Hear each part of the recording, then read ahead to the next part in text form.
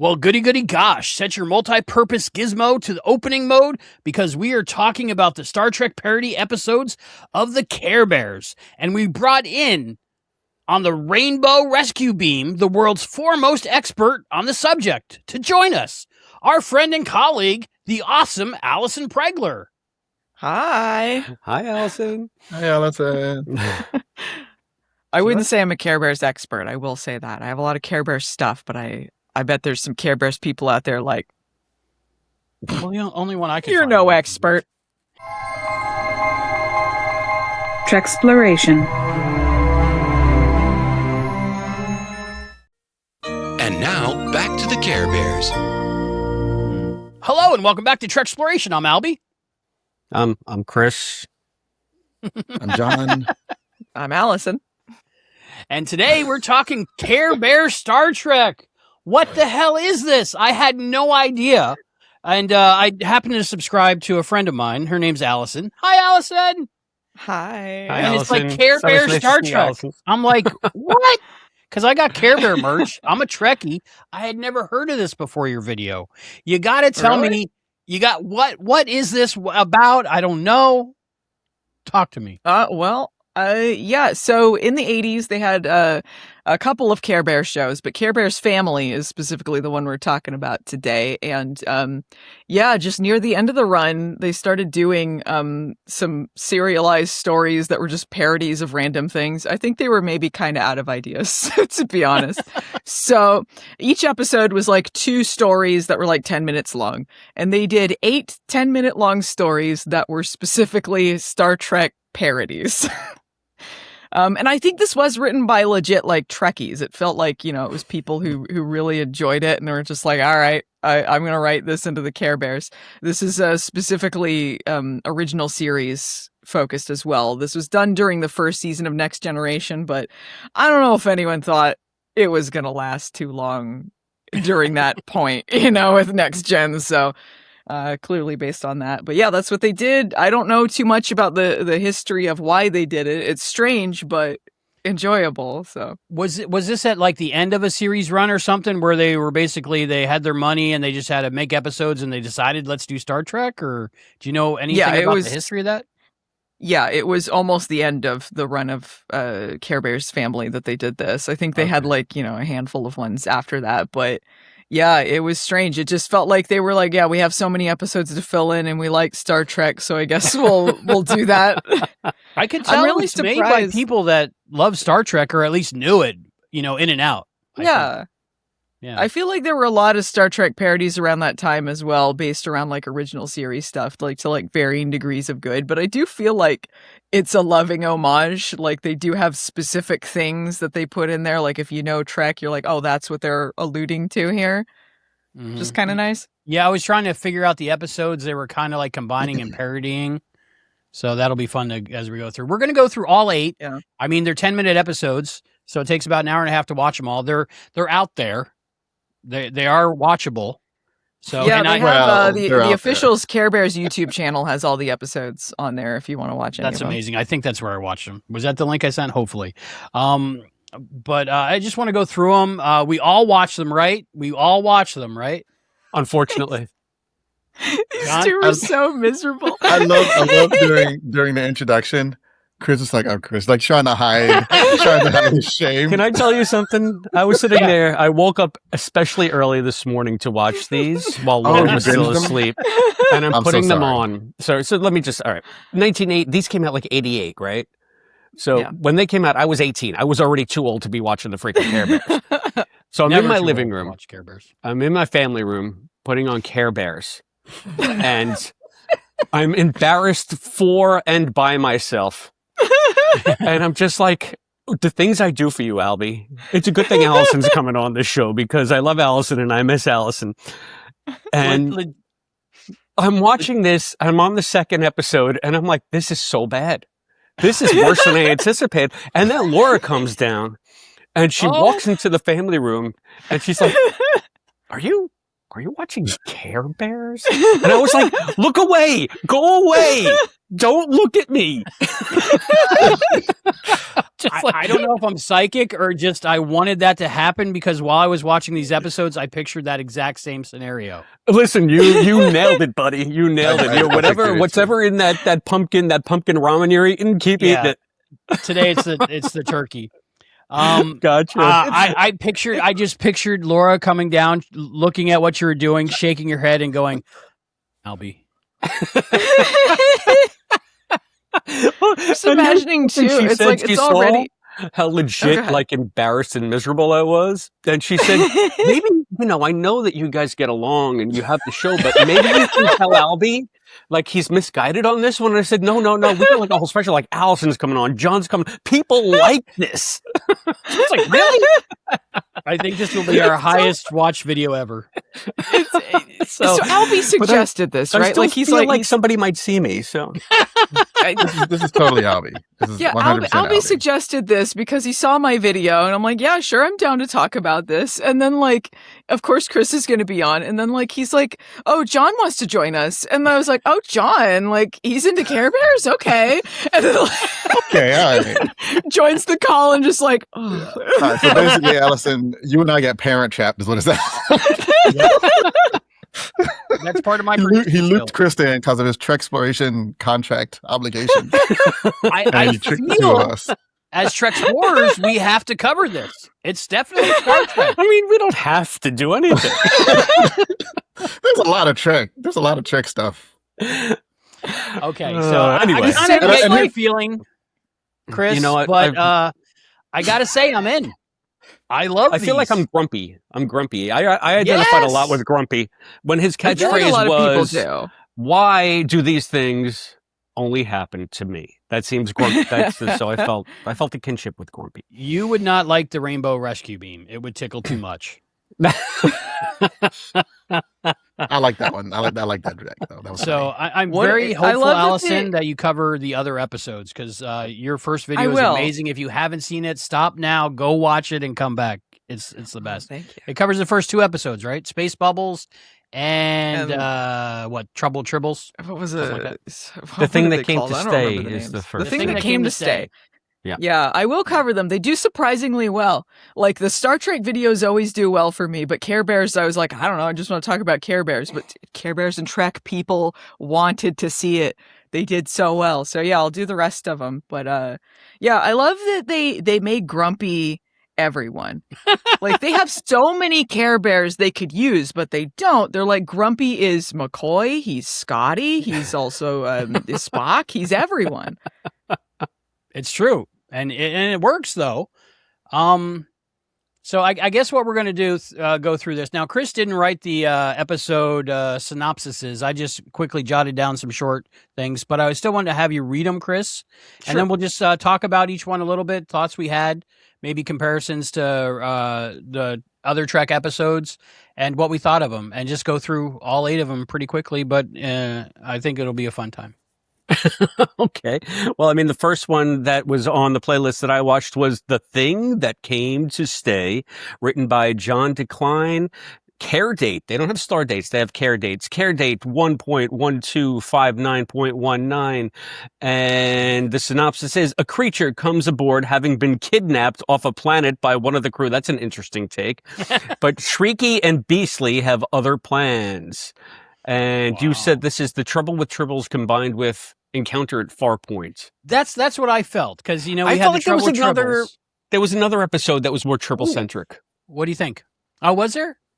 Yeah, they had for 2 sure. about creatures that eat and grow. I don't know why they needed 2, but they did. Yeah. Oh, yeah. It's way down in the list. The it's like the Quadratron 4th Kaylee. one. Yep. Yeah. Right. You're right. So that was a classic for them. They hit it twice. I was kind of like, this first episode, I was just kind of like in shock of what I was seeing. It seemed like a mashup that shouldn't exist, but I love that it does. Allison, please explain to me the first moment you realized there was Star Trek Care Bears. Oh gosh, I think so I came into Care Bears kind of late compared to like my other interests. Like I've always been into like My Little Pony and stuff like that, but Care Bears, I only had like 1 VHS tape of some episodes of Care Bears as a kid, but it was like a weird collection of episodes. It was like a music video with this weird guitar playing godlike guy who puts them into a musical or something, and then they had a Phantom of the Opera parody, and I didn't know what was going on, and I was like, what is Care Bears even about? Because it was so random. And then watching it as an adult, it's like, oh, it's just whatever the hell is what it's about. But I actually heard about the Star Trek Care Bears because I think it was just a random tweet someone put up about it. Like they were like, for some reason, I think they said it was the finale of Care Bears, even though it wasn't really the series finale, but it was like near the end of the run where they're like, for some reason, they decided to do Star Trek parody, and that's weird. And I thought that was funny. And yeah, I watched them when I eventually went through all of every Care Bears series, but Care Bears Family specifically was this one. So yeah, that's when I heard about it. Just someone said, that's weird. So the first just impressions, because we're not going to do a detailed on all of them. So impressions on this episode, thoughts, like it, dislike it. I loved it. Of course you did. Of course I did. But for real, I'm all in on this. I'm all in on Star Trek Care Bears. I feel like my thoughts on all of them are pretty similar. The only one I didn't really like was the clown one, because the clown won't shut up. He just laughs all the time, and it's like you need to choose when you're laughing, man. Not everything is that funny. The thing that came to stay. Did we learn a moral lesson from it? The moral lesson I wrote down, the one-liner, I guess, that they built it around was animals belong in the wild. Yeah, that's kind of how they don't take in wild animals. She kidnapped the animal. Yeah, there was zero zero prime directive throughout this series. Yeah. What would they call it in Care Bears? The prime directive. What do you think? The heart wants what it wants. Heart law. The care a lot. I don't know. I'll work on it. We'll get it. The care clause. They call it the care clause. Yeah. The first hug should be very regulated. The caring well, my clause. first impressions, Albie, was I could not believe how crappy the animation was. This was really 80s hand drawn, man. I don't know. It looks like it was hand drawn, and they did like one rough pass, and they said good enough, and they slapped them out. It was bad even by 80 standards as far as I'm concerned. And the voice acting, especially for the one who plays the animated series looked like. But that had a finished look. This looked like it looked sloppy. And this is the other reason I'm mad at you for this, Albie. You're mad at me? Yeah, no, Albie, because full disclosure, the whole reason that I started doing Trek exploration, I was like undercover. I try to build a rapport so that eventually I can get Chris to watch a cartoon. Like a good cartoon, and then you make us do this and just completely blow all the cred of animated anything. I gotta start back from scratch on trying to convince him. Well, listen, John. I will say for it actually did look better than I thought it would look for an 80s cartoon. You also got to keep in mind, you got to grade on the curve a little bit because you're watching it in HD, and these were not. From HD. Yeah, they need to be remastered. I'm sorry. They need to do a project, do something. They do. This was, but they won't because, the company that made this, Nelvana, it was a Canadian company, and it only recently went under. And so it was really a loss for animation that Nelvana is gone now. Had a lot of good stuff. Yeah, they did a lot of good stuff. In the 90s, my grunge phase. Yeah, so a lot of their assets are kind of like all over the place. And what I found out recently was that another company inherited Nelvana's stuff, and they're selling it or just trashing it because it wasn't stored very well. So there's someone I'm in contact with to try and get a hold of some of the stuff they were going to trash anyway. But they were showing me they found a bunch of like animation cells from like these episodes, like the Star Trek Care Bears stuff, a bunch of other stuff that Nelvana had. Yeah. Oh, if I get some of it, I got to figure out what to do with it. Cause I asked if I could get it because, it just seems like such a shame not to archive this stuff. Even if you're not particularly into it, it's just like, a piece of animation history, and I like to preserve things, and so I want to figure out something to do with that. But I don't know if that stuff was like stored in such a way that it wasn't really in great condition and all that. I don't know about masters of these episodes or any other things that Nelvana had, which is my thought really is a you shame. could go in frame by frame and redraw it and recolor it. You know, If there was use an your audience for drawing. that, sure. It costs a lot of money, though. Yeah, Yeah, I'm sure. thinking these days, especially since it's more, I guess, simplistic anyway, it's animation, could AI scan it and sort of clean it up and recreate it at some point in the near Eventually, future? that it'll all go that Yeah. way. I think that would be the only way that it could be done realistically.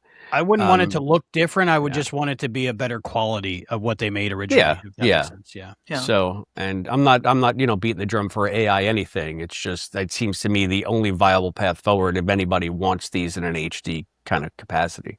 Mhm. Yeah. Yeah, But, there's some they're watchable. upscaling type stuff that they've used long before the Gen AI boom, and I do think it works a lot better on animation with like a clear copy that versus like trying to do SD live action stuff and then the faces and the fingers and all that. Yeah. Get I'm real thinking like weird. Topaz Labs has a really good upscaler.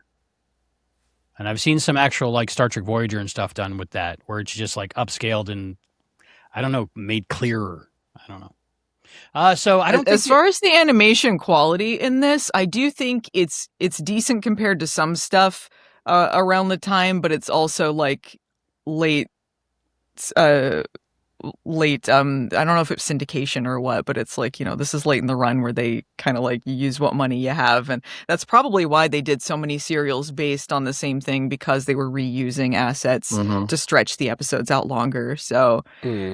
yeah, I don't think it's the worst. I do think like some of like Star Trek animated series looks worse than this. At least the animated series had its own aesthetic.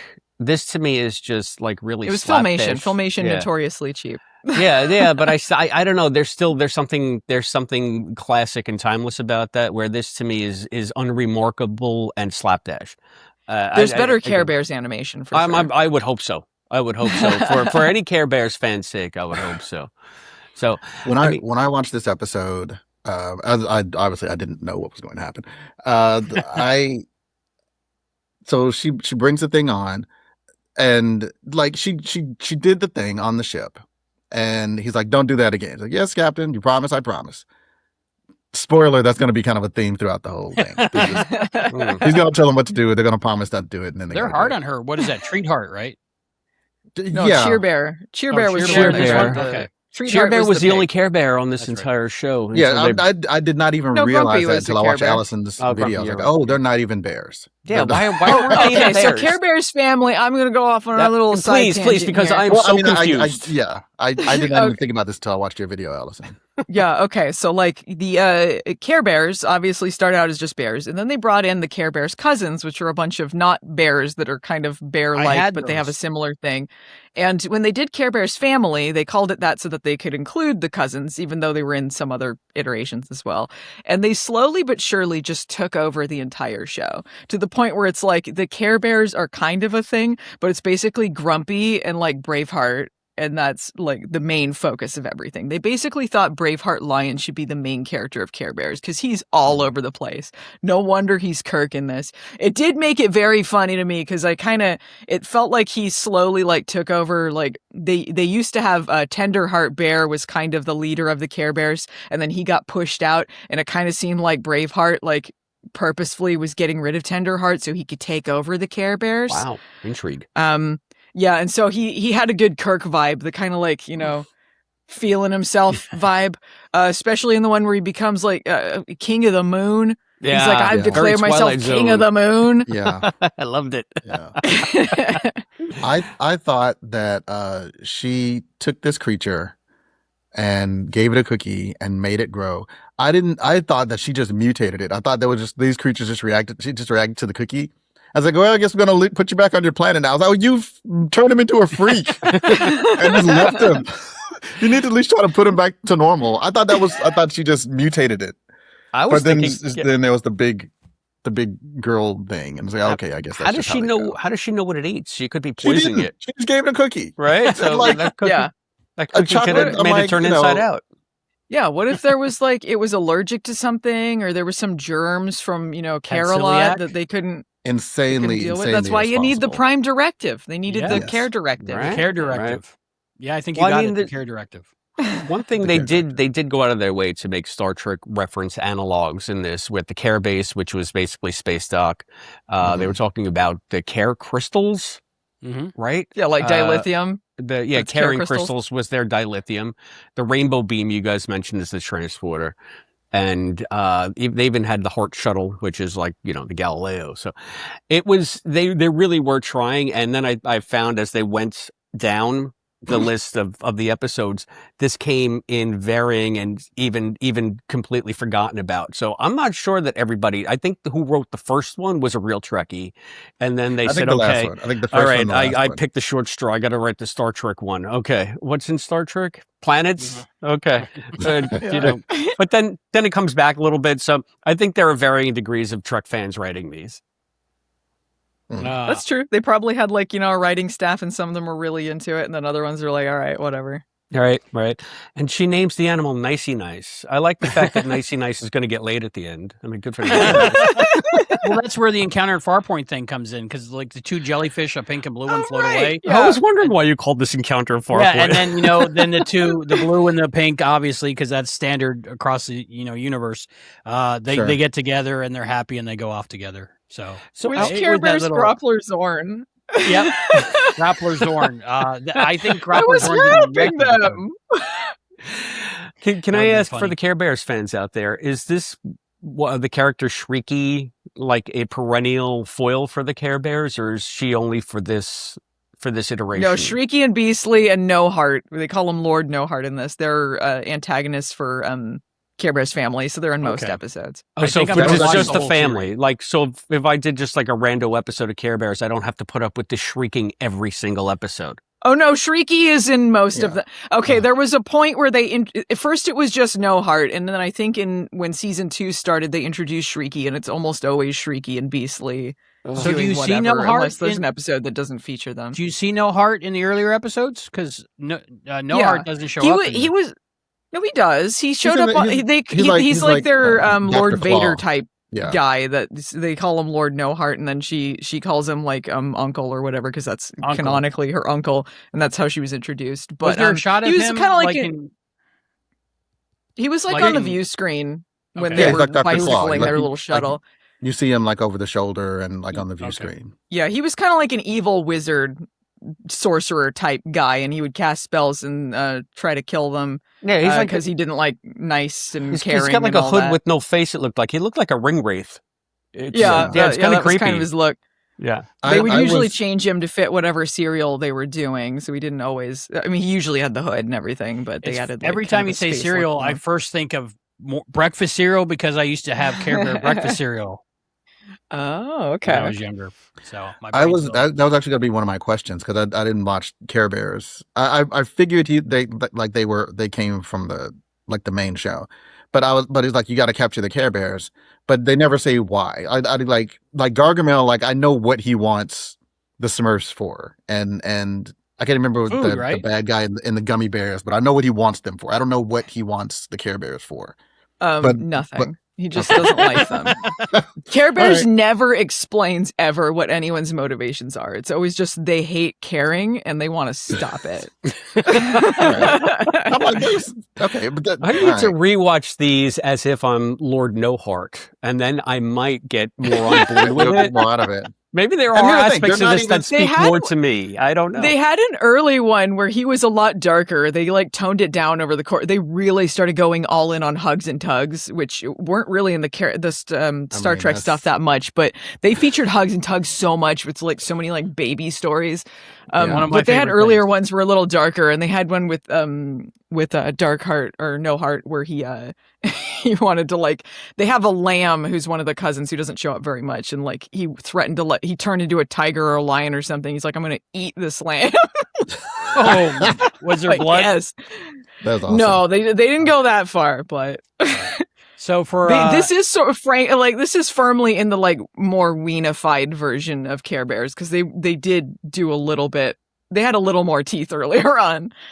Well, they threatened to vaporize them, and they Yeah. put They them in did the threaten to hull. vaporize them, but then they said they were going to reform right. back in We the ship. reform It's you like, in a do you cage. I'm like, reform oh, after you you know vaporize? what? I missed that line because I was just no, like, wait, I his don't. multi-tool gun. Right, I thing, don't there's a understand. vaporizer setting. It's like the slaver weapon from the animated series, and it's whatever they need it to be. But he starts out with this thing like shooting, not even shooting, like extending a net, which I guess okay, that's palatable for a Sunday morning, and then it goes instantly to vaporize. It's like wow, Yeah. wow, that's They don't seem to know what vaporizing is, though. They seem to No. act like it's another teleporter or something, and they'll Yeah. reform somewhere else. but they reform, so And- it's kind of like the G.I. Joe parachute thing. yeah, and they get captured every episode. Yeah. Every Spoilers. episode they get captured. That's Oh, what I was sorry. going to say. Like, if No Heart's goal is to stop them from spreading caring, like they're not doing a good job, like on their own at all. He can really No, they just keep leave them bickering alone all the time. They're bickering all the time. They don't obey orders. They can we cuss on this? They f up the local wildlife regularly. Like they're not good ambassadors for caring. He should just let them go and Yeah, let and them then do their they're thing.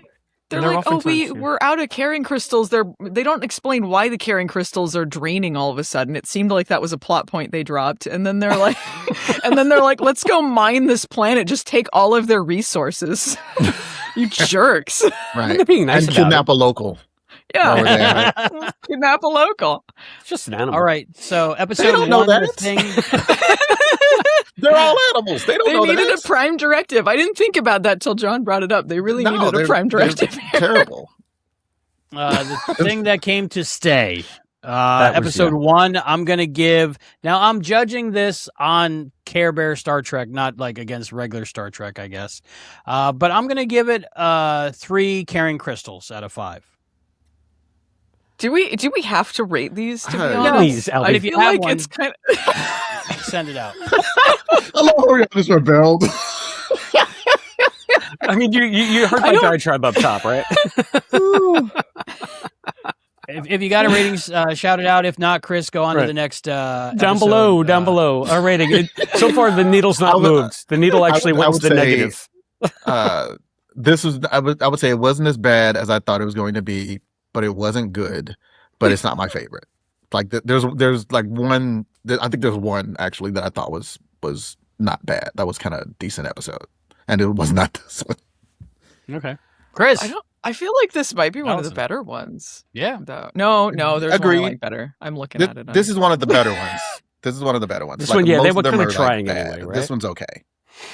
There were actually a couple of jokes that made me laugh. Like I laughed during when he was like, "I don't like that bean because it tickles and it makes me laugh," and he's trying to be mad, and then he immediately starts laughing because the bean tickles. I thought that was good. That was a good gig. That was a good bit. And I can't remember what the whole thing was, but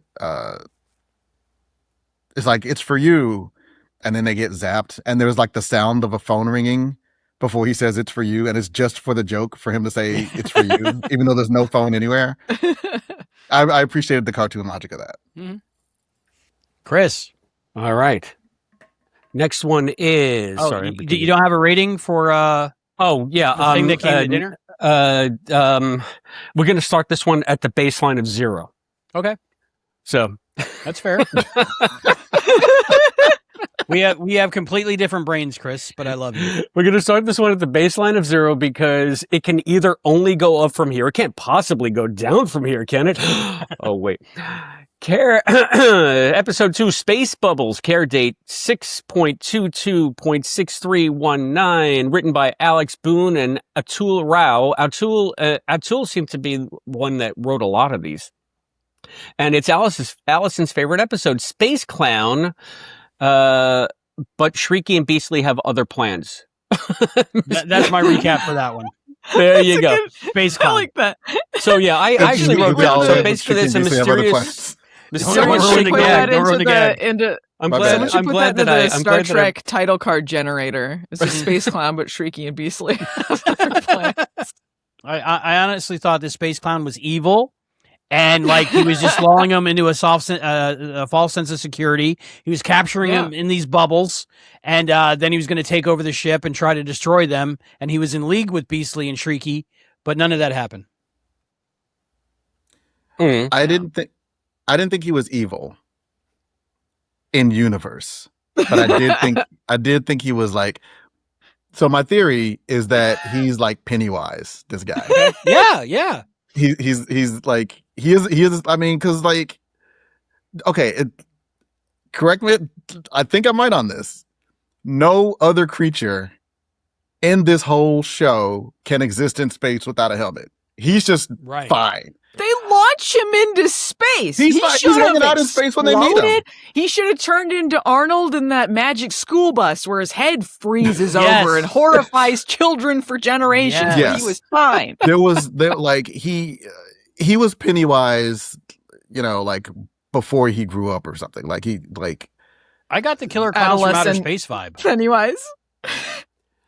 The only note I have on Pennywise this was not as annoying as this clown. I'm gonna talk like this all the time. Like, oh, so annoying. Yeah, like I don't. that is a cliche cartoon clown, right? I'm thinking sort of a Roger Rabbit vibe too, with sort of that. Kinda. that Roger weird- Rabbit's less annoying than this Yeah. too, but Yeah, definitely vibes of it. This is a cliche cartoon clown. I love the This is character's like- name, Mr. Space Clown. Yeah, Space like Clown. that's his name. Uh-huh. Like they didn't even try. Legit. Yeah, when they were all tied up, I thought that's when the space clown was going to give it away and say he was in control of the whole thing, and he's got him. Well, now. also he wasn't tied up because he got his hand out to gesture.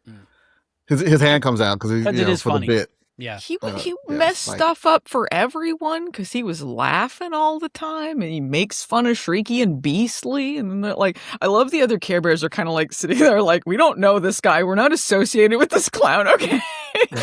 So he puts everybody in bubbles, Mhm. and they're on the bridge, and Shrieky and Beastly come in. It's like, hey, haha, we got you. Tie them up, and then she releases them from the bubbles. And then ties them. I'm like, they're already in the bubbles. They can't do anything in the bubbles. Just leave them in the bubbles. Just like, why are you? Whatever. Yeah. I They just spent their time laughing in bubbles so much. That was really their undoing through most of They the could have just episode. taken over the whole ship. They could have just slowly, quietly moved them to another room and just right. flown the ship back to Uncle, whatever name. And they wouldn't even have known. They'd just been like high off the laughing gas that's in the bubble atmosphere. Oh yeah, Allison is onto something because when there's something on screen even more annoying than Shrieky, that's something. That's quite something. And yeah, Yeah. what you guys said when I saw this, I said, okay, they don't know how vacuum works in this show. yes. Because the first thing they do Yeah. is take his ray gun thingy and cut a hole in their own ship to get to the other. And I'm thinking, okay, Right. they're going to be dead. Oh wait, instant okay, death, the right? rules. The rules They do that a apply couple here. They of don't times. know how it works, but then they reference the thing in Alien where no one can hear you scream, Right, right. Yeah. Yes. which would be and they just say in space, no one can hear you. And then she Yeah. screams. I thought, Yeah, you again, know those yeah, yeah. kids who are really into Alien. Was it It's a big Aliens or Alien that did the no one can hear you I think scream? I think Alien. Alien. That was Alien. the Yeah, was the the first first one. one. Okay. Yeah. You know, kids were always into Alien. Right, right. This one, when Beastly was on the exercise bike, which I love that the ship is powered by an exercise bike, and Beastly's got to pedal the ship. It's Mhm. crazy. There was that moment where I think he says "hardy har har," and he did it exactly like Jackie Gleason. Oh, okay. I love missed that. part. Like his No. facial expressions actually changed a little bit like that. So I enjoyed that. But yeah, I was thinking these people would all be dead in the vacuum of space. No, cartoon Not rules. realistic. They there is a very semi-permeable shell between Saturday morning cartoon rules and science fiction show rules, and they just land on whatever side they think is There's space Super gravity and in these funny. episodes. You notice that? And space friction. sure. Like Yeah. all the vehicles act like they're in an atmosphere in a gravity. It's weird. Yeah, but cartoon rules. Here's what. So they eject the space demon out into space, and Grumpy picks him up, and he's like, "Oh, it's a good thing you were here." And I got a plan, and then he whispers the plan. Why are you whispering the plan? There's only the two of you. But you were on the edge of You're your only seat, keeping it weren't from you, us, John? and we're about to see it in like a minute. You could have just cut the scene. Hey, I've got a plan. Cut back. Like, why are you just like that? Was just Mhm. weird to me. It's just sort of I he's think winking at the this fourth is- wall there. But I think this is the episode that I related to Grumpy the most because he did hate that clown. Like the clown's ship breaks down, and then stupid Braveheart, like, you know, he volunteers him to fix his ship, and they can't fix his ship, so they have to put Space Clown on their ship. And then Grumpy is like, he is so annoying. I'm going to go down and try and fix his ship. He even says like, oh, maybe I can fix this and he can get out of here and take his bad jokes with him. Yeah. And they're not even Hated jokes, him. right? He's just laughing at things that aren't they're funny. they're just pranks. No, they make it a lesson that, like, you know, it's not cool to make fun of other people. Right. But he's not really making fun of him that much. Mostly it's him just making a bad pun and laughing about it. If a pun's even involved, he just laughs at it. It's like, I guess there's kind of a lesson here, but I think he's just laughing because lack of oxygen to the brain. What do they call that? Hypoxia. Hypoxia. I think he's got hypoxia because he's always in space without a helmet. He doesn't need to breathe. he's a space clown, right? Exactly. Don't- So I guess don't. He's Mr. Space Clown to you. Mr. Space Clown. So maybe he's a different type of alien. Please, Maybe he's Mr. not a Space clown. Clown's my father. All right, Space Bubbles out of 5. What do you guys give it? I think I actually like this one a little bit better because Ooh. I was just like, they're breaking all the rules. So I'll give this a half. It moved the needle by a half a space bubble. You know what? Okay. I will retroactively. I'll give the last one. I'll give it a 2. I'll give it a 2.5 because I think at that point it was the first one, and I wasn't as angry at everything. So this one still had a couple of like, because I was like, okay, they got some jokes in here for the adults. They got the in space, no one can hear you scream. They got a couple of things. So, but I was also very annoyed, and I thought it was dumb that like they were captured and then they uncaptured them and recaptured them. I thought that was stupid. So I'll give this one like a 1.5. Allison? I don't know if I truly have ratings for these, Okay. honestly, though they entertain me. I guess just in comparison, this is definitely like bottom rung for me. I liked the first one better than this. Same. I'm going to go Okay. with 2 shrieky eyebrows for this episode. Wow. And the moral of this one was don't poke mean fun Yes. because they were giving Sure. one Be Care Bear kind. business. Yeah, be Which kind. the US or no, it's SS Friendship crew is not kind in future episodes, but we'll get there. Okay. Well, They you know always what? have You to- know what? I've got an alternate Okay. lesson here because nobody changed except for Grumpy. Because Grumpy was able to laugh at himself. So maybe the moral is don't take everything so seriously. I like that. Yeah. And if you have a space clown, space them, right? Send them out into space. Yeah, right. Throw people out the airlock. They just not the first time they do that. Don't trust entities that don't need a space helmet.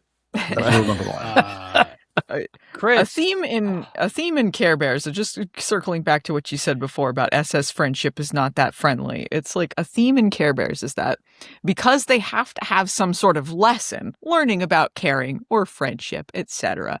They always have to make the Care Bears Mm-mm. because they have to learn the lesson. So even though their whole thing is caring, they can be jerks quite often. Yeah, And you're- often the notice it. villains are like, I'm going to make them not care because of my evil schemes or whatever. And it's like, it ain't that hard to make the Care Bears not care about something, to be honest. It happens to them quite a bit. Yeah. So you're telling me that every episode of the Goldbergs is modeled on the Care Bears? Okay, got it. They have to hit the reset button like Voyager. Right. Nothing continues into anything else. Once again, shout out to My Little Pony Friendship is Magic, who did it right. They Yes. were good. They were good, but they had flaws, and they learned like lessons, even though they weren't like they were all like fundamentally nice and helpful. And I Yeah. learned Right. lessons watching it. As well, you should. Yes. Episode 3, Chris. Episode 3 was Care Bear's Chance. I think it's Ca- Cheer Bear's chance. Oh, Cheer. that's it. Oh, yes, Cheer Bear's Chance. I didn't spell check. I should look at my notes, not your Sorry. notes. Albie. I'm doing this episode rundown thing. Care date 1.1276.22, written by Steve Wright. Lieutenant Cheer wants to fly the ship. She flies the ship. But Shrieky and Beastly have other plans. So, Mhm. yeah, Cheer wants to be Sulu. She wants to be Ortegas. And they're just like, get away, kid. You bother me. You don't have any experience. This is like, I feel like this is every first time writers, like you can't sell a story unless you have another story published, but you can't You can never get a story published. It's like the writers venting their frustration. You can't fly the ship until you get experience. Well, how can I get experience if you won't let me fly the ship? Oh! That was definitely my experience looking for my first job. Yeah. Like, you have to have experience. And I was very. That's my experience now.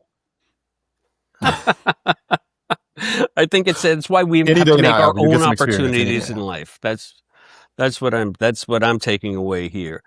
Now, But this was very, to me, in the wheelhouse of a moral lesson episode of any cartoon. Mhm. Sort of like othering Right. somebody or not believing in somebody, and then all of a sudden they have to step up unexpectedly, and they do a better job than even they thought they could do, or whatever. I know this wasn't the intention, but there was a vibe when Cheer Bear is talking to Braveheart Lion, where it was kind of like, I don't want no woman steering my ship. That it was giving. It was definitely giving. However, Yes. isn't That is absolutely what I felt. And thought. isn't the pig one? What's her name? What? The pig one. What's her name? Treatheart. Treatheart. Yeah. Treatheart. Because she likes to eat. Yeah, as we Treatheart learned. is, We'll but get Treatheart to is, she's the helmsman. Right. She Yeah, but flies she's the too ship. busy eating. So I was You're going to right, go with Chris. that, but it seems like the only other female was the pilot.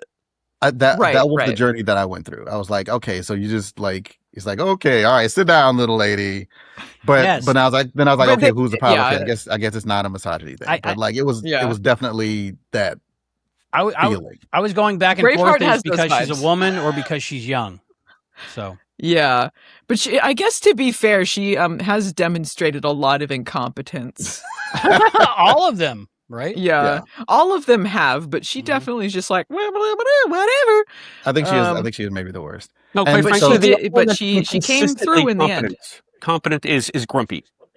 Because there's Competent? somebody True. that knows, like, this is why he's grumpy. He knows that got to get done, and he knows it's all on him. He's He knows that Chris. everyone else Yeah. is an idiot. Because they gave him every job. They turned him into Paris, right? Like he's the every Now guy. you're a nurse. Yeah. What? I'm Now flying he's the ship. everyone. And I'm a nurse? And they're like, like I said, there's so many Care Bears characters they could have used, but around this point in the series, I don't know if they were saving on animation or voice actors or what, but like they only have a handful of them. But there's so many Care Bears, they could have made different characters, but they didn't. They're like, Grumpy is everyone. I got Bones and Scotty out of them mostly, yeah. Yeah. Yeah. There was just a few times where I felt like he was posing Spock-esque, He's a little where Spock he has like the sometimes, little yeah. like, yeah, but obviously he wouldn't be Spock because he's too emotional for Right. that. And Maybe he's like easily the tickled. the movie Spocks, the one in the lens flare ones. Yeah. Kelvin timeline, Abrams is that verse? it? Kelvin, yeah. Yeah, the Kelvin timeline Spock, because he loses his shit all the time. So he'd be that one if he was any Spock. So what I liked about this one is I think it was, again, at least inspired, or the story came out of someone who was a Trekkie, because Uhura was famously going to leave Star Trek because all she was doing was answering the phone, basically, and she felt unused. Was And Nichelle then- Nichols going to leave, or you just mean the Yeah, character? Was Yeah, gonna you leave? haven't heard that No, story? Nichelle She tells was- it all the time. Oh, okay. I Yeah, think that's she's like still the one telling the story. story. Yeah. Okay. But and then this is 88, so right about that time Denise Crosby was leaving the show because she was underused, because all she did was hailing frequencies open, hailing frequencies closed. So then we have this Care Bear who's frustrated and wants to do something, and all she can do is answer the phone. So I love that part of it. She should have had like some sort of job taking care of animals on the ship, or like they have like Sulu's thing was like botany. Like surely someone's got to have like some animals or some like biological studying or something. She should have been the flocks. She should have been the flocks of the ship. Have them all for her experiments. Well, that's mirror flocks, but okay. Can I just? Phlox is man, he's crazy. This is unrelated to the plot or any of this, but like this character design bugged me more than any of the others, because obviously there's a heart theme and motif to literally everything that they design. It's impractical most of the time, but whatever. And all of their little noses are hearts, right? Yes. But she's a pig, and she has a pig nose, but she has a pig nose with a heart on the end, and it freaks me out. They should have made maybe Yeah. two little heart nostrils. yeah. But Quite frankly, yeah. she's got like a pig nose shape, Yeah. but like a snout nose, like like a dog nose, because you can get away with it on like a dog or a bear or a lion or something. It's a little triangle deal. Fine, it's a heart, but it doesn't make any sense on a pig. It's disturbing, and I don't like it. You know what's Nostril is disturbing Latin for a about nose hole. Treat Heart is that they decided that she was like the sex symbol of the show, right? Because there's Oh, way with too the many mini skirt. Well, Yeah. yeah, there's that. There's a but lot of way too many. upskirts in this cartoon. A lot of upskirts. There's way But they're too all many sweatshirt episodes. material, right? Sweatpants and sweatshirt material fabric. Somehow it feels like that in animated. I don't know how. This was modest for Treat Heart because there's way too many episodes of Care Bear's family where they put her in like a bikini or something, and I'm like, why okay, specifically Treat okay, Heart tell all me the more. time? I'm I gonna don't know, definitely watch but I this. will say, I guess it was kind of like progressive for them to do that with the character whose thing is she eats a lot. Yeah, Because there's a lot of characters it's just like they eat, they're fat, and they make fun of them and fat shame them or whatever. And there's a an lot element of of fat that shaming to in this these too. 8 episodes. But the fact they put her in a bikini so much, they're like, you know what? She's looking good. even I even don't though hate it. with the face, she didn't quite. You know look what, She good. might be they my episode never- crush in one of these. I don't think they ever fat Probably. shamed her. I think they gluttony shamed her. They Yes. did. Right, Well, it's they're more- it's basically more like, of of course you did it, fatty. You're always eating the food. I Yeah, don't think they said fatty though. Yeah. It was implied. I think they I said thought it it was was in 2 by progress. 4 somewhere in there. Couldn't fit And through I'm the with door. John on this. I had no idea. It was only by process of elimination that I figured out what the F tree heart was. I said, like, with that nose, I guess it's got to be a pig. And then they went in with the eating, and I said, okay, yeah, it's the pig. So, but yeah, I still did not, even when I realized that that's what they were going for, I could not see it as a pig. I like Yeah. the character, but I think they were very cruel to her, and I think this might have hurt kids' feelings if they had appetites. You know, because Yeah. those are uncontrollable a lot of times, and I'm here to say. I think like Yeah, there was a fine line between like fat shaming and then talking about moderation, and especially around this time there was a lot of like they had other episodes about this where it was about like diet and eating healthy and like getting kids off the sugar and whatever, you know. And That was always, growing up in the 70s, that was always a theme in Saturday morning cartoons. And they even had these things called, I guess they were sort of PSAs, but they were animated musical things. It was Time for Timer. And Yeah, he little would bumpers, teach you yeah. like how to eat right. And they even had one where, you know, this kid is eating and the oh boy, you're fat. Go outside. I think it was the munchies. The munchies on your mind. Yeah, the munchies make you hungry or whatever. So it was like, don't eat just to eat because you're bored. Go out and do something. Go out. And the kid's like playing basketball and running. And I'm like, I don't want to go out and play basketball. I'm an outdoor kid. Saturday morning, I'm gonna watch TV. But yeah, so it was a recurring motif to sort of fat shame for fitness. Anyway, I think growing up it's for like- me, it was. yeah, I think like they needed to find the line between like encouraging kids to be healthy because it's good to be healthy, but not associating with having extra weight equals unhealthy or shaming them for, you know, whatever reason they happen to be overweight, you know? And the other thing is, you know, like no one believed her. These are her crewmates. These are supposed to Yeah. be her friends and colleagues. Did you do this? No, I didn't.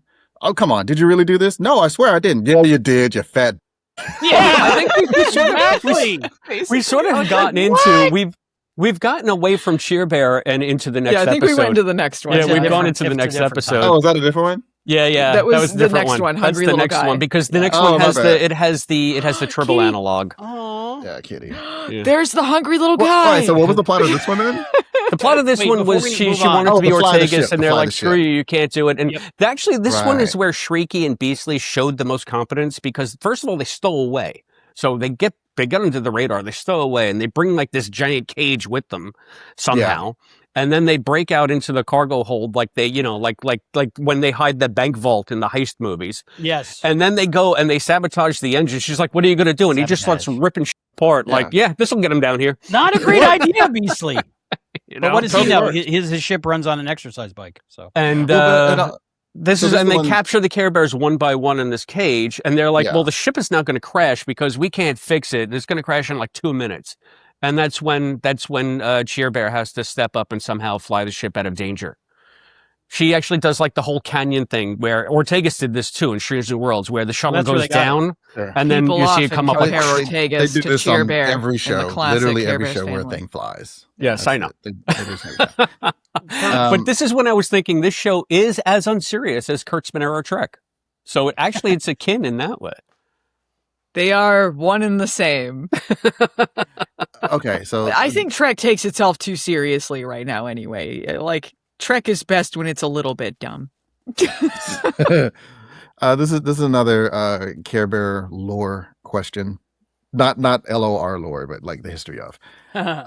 So he's got the little multi-tool gun, and she's got this mirror. And the mirror shoots beams, and so they capture all the other Care Bears, the Care Bear family, and they come into the bridge, and they're like, "Don't try to do the Care Bear stare at me, because I'll reflect it." Right? So the mirror is like, I guess that's the defense against the mirror. Even though later they totally do the Care Bear stare and knock the mirror out of her hand, whatever. So I'm like, okay, that's all right, fine. So is that standard issue for her? Does she always have the mirror to reflect the Care Bear stare when she encounters them?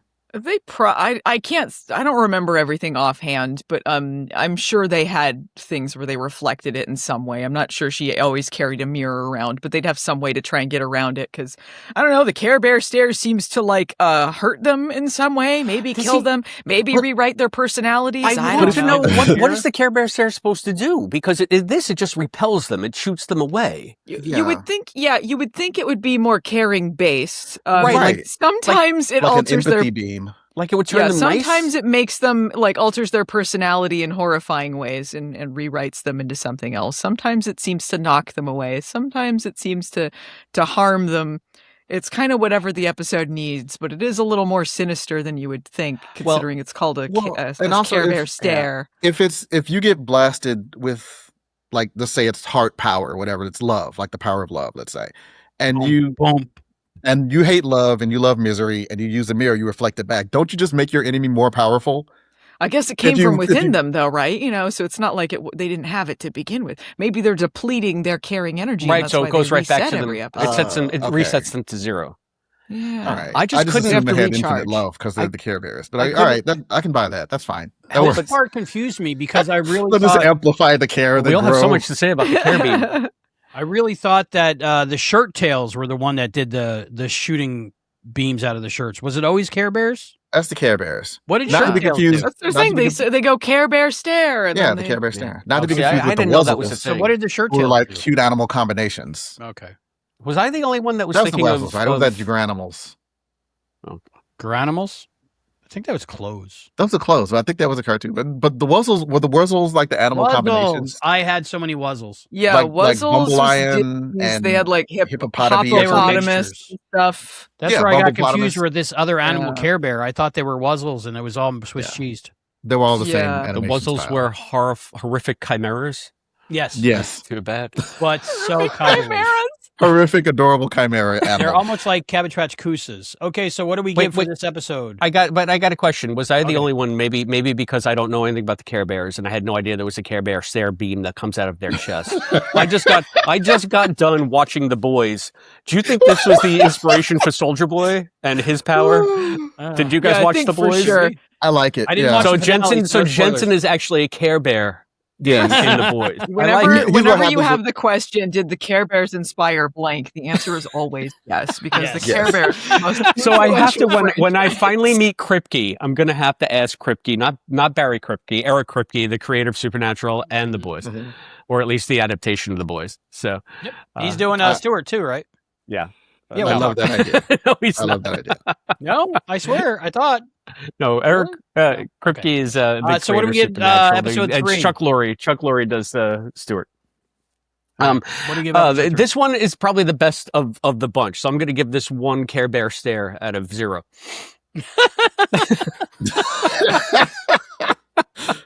John. This is not the best of the bunch. I don't want to rate it. Like, no. There's too much. There's too much going on. I know. No, I don't want to rate it. Now that I know that opting out is an option, I'm not gonna. I'm gonna give it 3 ripped out sparky wires. Cool. I think it's the best one so far.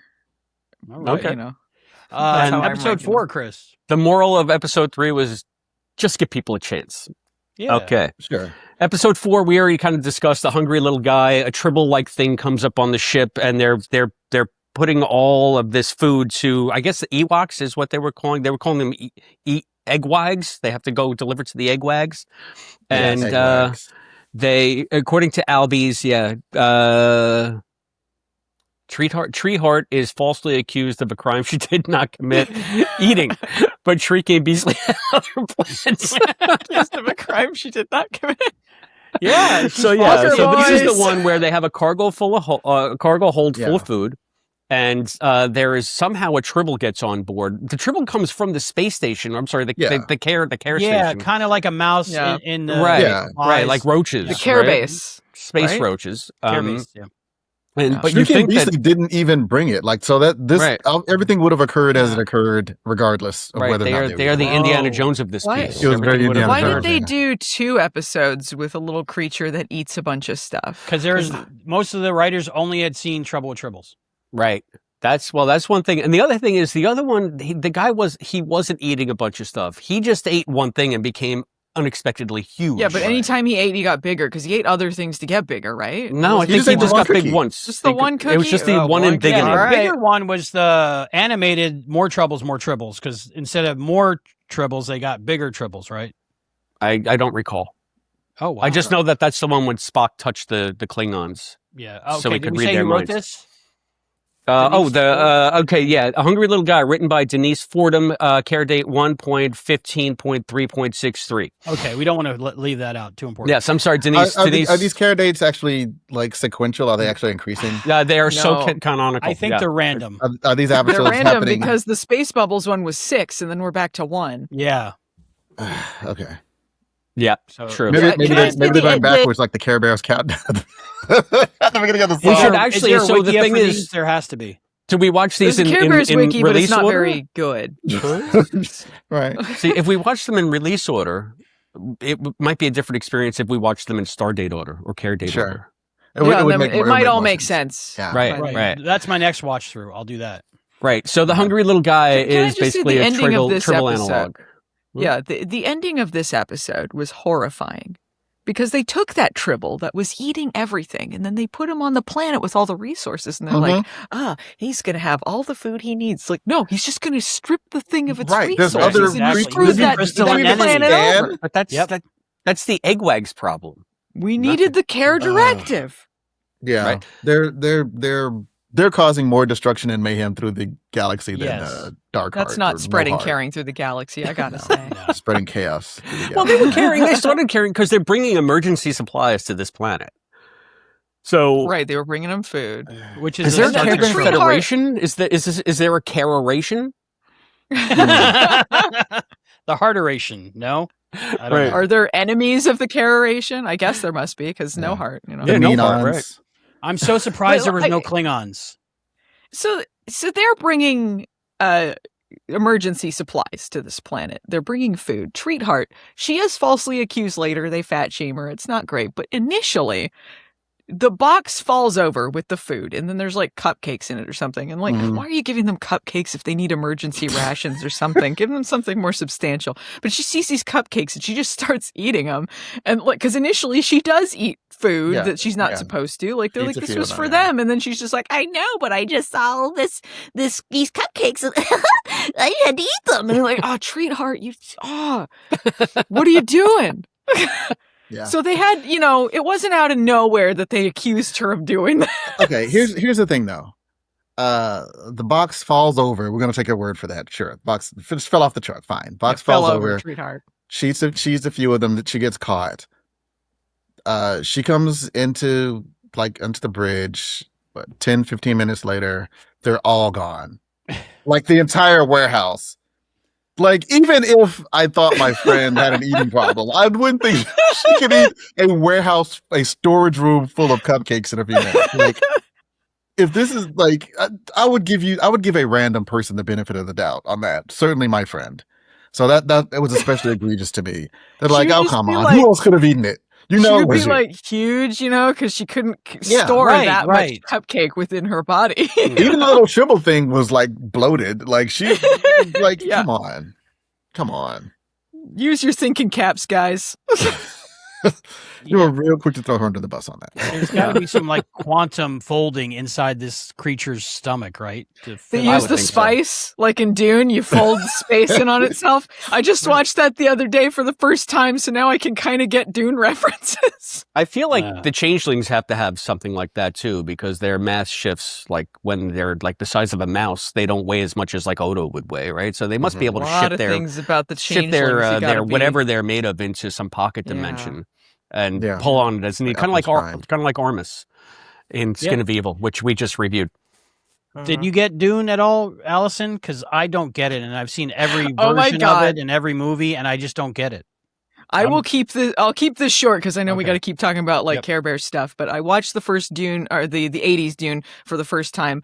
I wanted to see Dean Stockwell in it, but also I just was curious about it because people talk about it. I knew it was kind of infamous. I did not know it was infamous because it is incomprehensible. I did not know what was going on at any point in time. Apparently, no one else does either, even people who know Dune. I hated it, but I was glad I watched it because it was so infamous. Because it's like these were a lot of bold choices that David Lynch made. Well, did you expect like a narratively comprehensive through line from David Lynch? I thought I would sort of understand what was going on, and I did not. No. It's David Lynch. You're not supposed to. No, it wasn't because of David Lynch. It was a lot of other problems that if this was Dune cast, I would get into. But basically, people are like, you should read the book. And I will not read the book because I am not interested in the story of Dune outside of I was curious about that one movie. I haven't watched the other ones. I think it's kind of boring and pretentious. But I read the book. It was boring and pretentious. And I think even people who like it agree that it's boring and pretentious. Yeah, I don't get angry often. But I'm in a minority. I'm in a minority about the book. I'm Dune blind. So I watched the original, and I think they redid it on Sci-Fi, and I figured maybe I'll understand this one. I didn't understand that one either. And then the new movie comes out, Dune Part 1 with Zendaya. I'm like, it's Zendaya. I got to go because Zendaya. So I'm sitting there watching it, IMAX, everything, opening night, Dune, drink and bucket and all the things. Not the cool one that, you can mate with, but just the regular plastic one. And at the end of the movie, I'm like, I don't get it, right? So part 2, I knew it was a 2-parter, right? So I go, okay, whatever. Zendaya. I go to part 2. At the end of it, I'm like, I still don't get it. What the hell is this? They're just standing in sand. Yeah, that's Dune. I was disappointed. Like that, right? Please look the Amazon Albie, you saw people standing in sand. You saw people standing in sand, and you were ultimately disappointed. You had the full Dune experience. That's the full Dune experience. But I wasn't angry. A trailer for Dune Part 3 comes out. I was angry because I know I have to go see it, and I don't understand it. You can just walk away, Albie. There's no reason. Is so funny. So rarely does Albie get angry. She's in a lot of stuff. Too. The fact that you're always like, I love it no matter how terrible something is. In Dune, you're like, I am angry. Dune broke you, man. And I'm still going to go see it. What do people see in this? Nothing happens. Just stop. I'm with you, Albie. I agree. 100%. Nothing happens. Can we just maybe don't even see the 3D IMAX version? Maybe just see it like in a regular theater so you don't pay $30. That's a good point. But Zendaya, just waste 15 or 20. Large Zendaya. I kind of wish they'd done a Care Bears Dune because that would have been that would have been amazing. That I can run. I can honestly say this right now: Care Bears Star Trek is much better than any Dune I've ever seen. Can you imagine No Heart like floating around like Baron Harkonnen, like David Lynch did him? Someone called him Baron Fartbag, and I was laughing so hard. More fashion. I kept thinking like days later about Baron Fartbag and. Well, milking his cat. What the hell was that? So Albie, first of all, you need to isolate this entire Dune segment and send it to our cadet Rick Tatro because he loves Dune. Yeah. Rick loves Dune. I wish I understood. I wish I got it. I want to get it. I said you got it already. It's just people standing around in sand disappointingly. You got it. That's it. Yes. That's it. Yes. All right, so a hungry little guy. Hungry little guy. The Gobblegurt. I think this episode affected me most because for most of my life, I've been overweight and I've hated a part of myself for not being able to control my appetite. And I hated myself because of that. And I've struggled with it my whole life. Now, recently I got on medication that just like that, within, I'd say, a day, gave me the ability to walk into the kitchen and not get something to eat. Gave me the ability to go, I'm bored, but not go get something to eat. So I think it's an illness. I think it's something messed up with the brain. It might have to do with our people going through the ice age and having to survive. And the ones that survived were ones with uncontrollable appetites. And some of us still have that thing flipped on. But I think it's like making fun of somebody for being, having other ailments. And I don't think it's fair. But it's the 80s and it was a different time. But this one affected me. And I was actually a little bit hurt by it. Mm-hmm. That was my thoughts on the episode. You guys? I think the moral of this one, it was like a double moral. It went both ways. Number one, don't jump to conclusions or judge unnecessarily or prematurely. But the other one was impulse control. Yeah. You gotta learn impulse control. I think that's a myth. I think you can say that if you don't have that problem. That's like saying to a paralyzed person, just walk it off.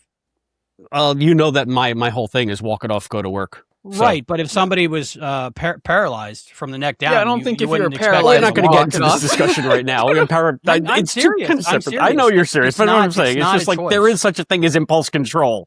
Yeah. So I think like Is there? people Hold are your breath. affected by different things Hold differently, your but breath there are and have impulse control. Don't breathe.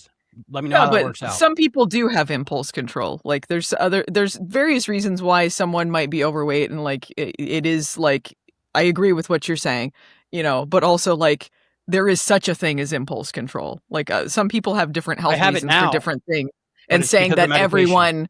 No, well, saying that everyone has the same impulse control or the same ability to do that is wrong. But as far as like the general idea of impulse control, I think it's fine to say like you should have things in moderation, you should do this, etc. Now, I've had that with alcohol my whole life. I can have a drink and not have another one for 6 to 8 months. Yeah, like but saying drinking in moderation is good, but saying it to an alcoholic is different because an alcoholic. So whatever makes people eat uncontrollably, like me with food pica. It's the same thing. It's like telling somebody to just control yourself. So they have found with GLP medication that it does like, help diminish appetite and stuff. But they've also found that it diminishes other like impulses, like people like, who do drugs, maybe want to do drugs less, people who drink less or gamble less. Quit smoking without even thinking about it. Right. Quit smoking. So it is a general kind of appetite suppressant, regardless of what that appetite is. And I am curious, Albie, if as you continue to take this medication, do you find your need to buy collectible stuff like, oh, I see it, I gotta get it? If I'm not, I'm just curious. No, that's a serious question. I'm serious. I'm curious if you find that you are less compelled to the new HD version of this movie that I heard of, I've got to go get it now. I would say yes. And I'm not judging your life at all. I want to make that clear. I would say I'm not yes. judging you. And I know a friend of mine that went on this and they stopped smoking accidentally. But the way my brain is I constantly must be consuming something. I'm like an earthworm moving through the dirt. I have to be consuming something. And most of the time it's bad for me. If not, it's, buying something, eating something, drinking something. I'm still drinking all the time, but, diet stuff, but still bad for me. But that need to constantly be consuming something, even when I smoked, it was smoking, vaping, eating, drinking, something was always going in me. And I felt it was like a life or death need to do this, just like breathing, just like anything else. And now I can make a choice. I can say to myself, you know what? I ate already. I'm not hungry. I'm good. I'll eat at dinner time. I could never do that before. I would eat 6 meals a day and then wake up in the middle of the night and eat 3 more. Now I don't have that. Yay, modern science. Yeah, modern science. It's the gut biome connection to the brain or some crap. I don't even know.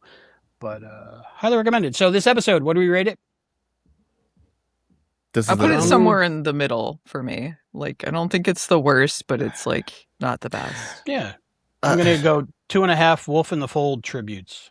This one's tricky to me because like my personal thing, like it is a personal thing for me. I can't stand, even if it's a good story, when someone is telling the truth and nobody believes them. Yes. Especially their friends. I just personally don't like that trope because I've been in that situation and it's like it's like you said. I would always believe you, John. Thank you. Like you said, you were kind of triggered. Like this is like yeah. And I get that it's a thing, but I just always hate to see it. it's hard for me to judge this one objectively because like I know it's a thing for me, but I would say it's I guess it's one of the no, because they took him out of the bubbles and they put him back in the no.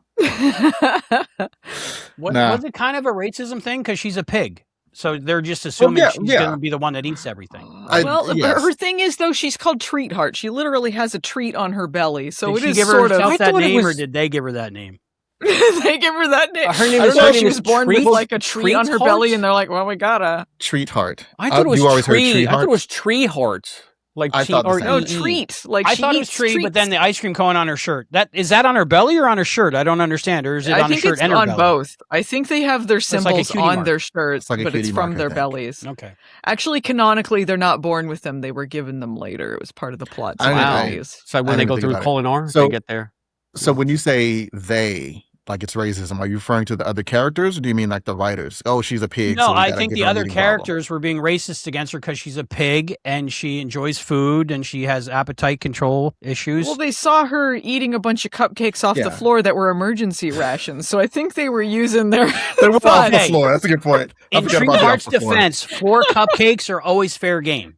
Sure. You can't give somebody a 4 cupcake. Homer Simpson, like, well, you can get a 4 cupcake. You can eat 4 the 5-second rule in Lightspeed is really like 5 hours. And the 5-second rule applies to yourself. You never give the 5-second rule to somebody else unknowingly. That's true. She's a pig. She eats scraps out of a trough. I think floor cupcakes are fine. Yeah. They were using, like knowledge from earlier to falsely accuse her of something. It wasn't just... I'm glad that she was found innocent at the end. They could have gotten the raccoon for that too. And they apologize. Yeah, that's true. They could have done that for Brightheart. But... I think the moral of a lot of these stories is, wow, if we hadn't have been dicks to you, things would have worked out better. Pretty much. Yes.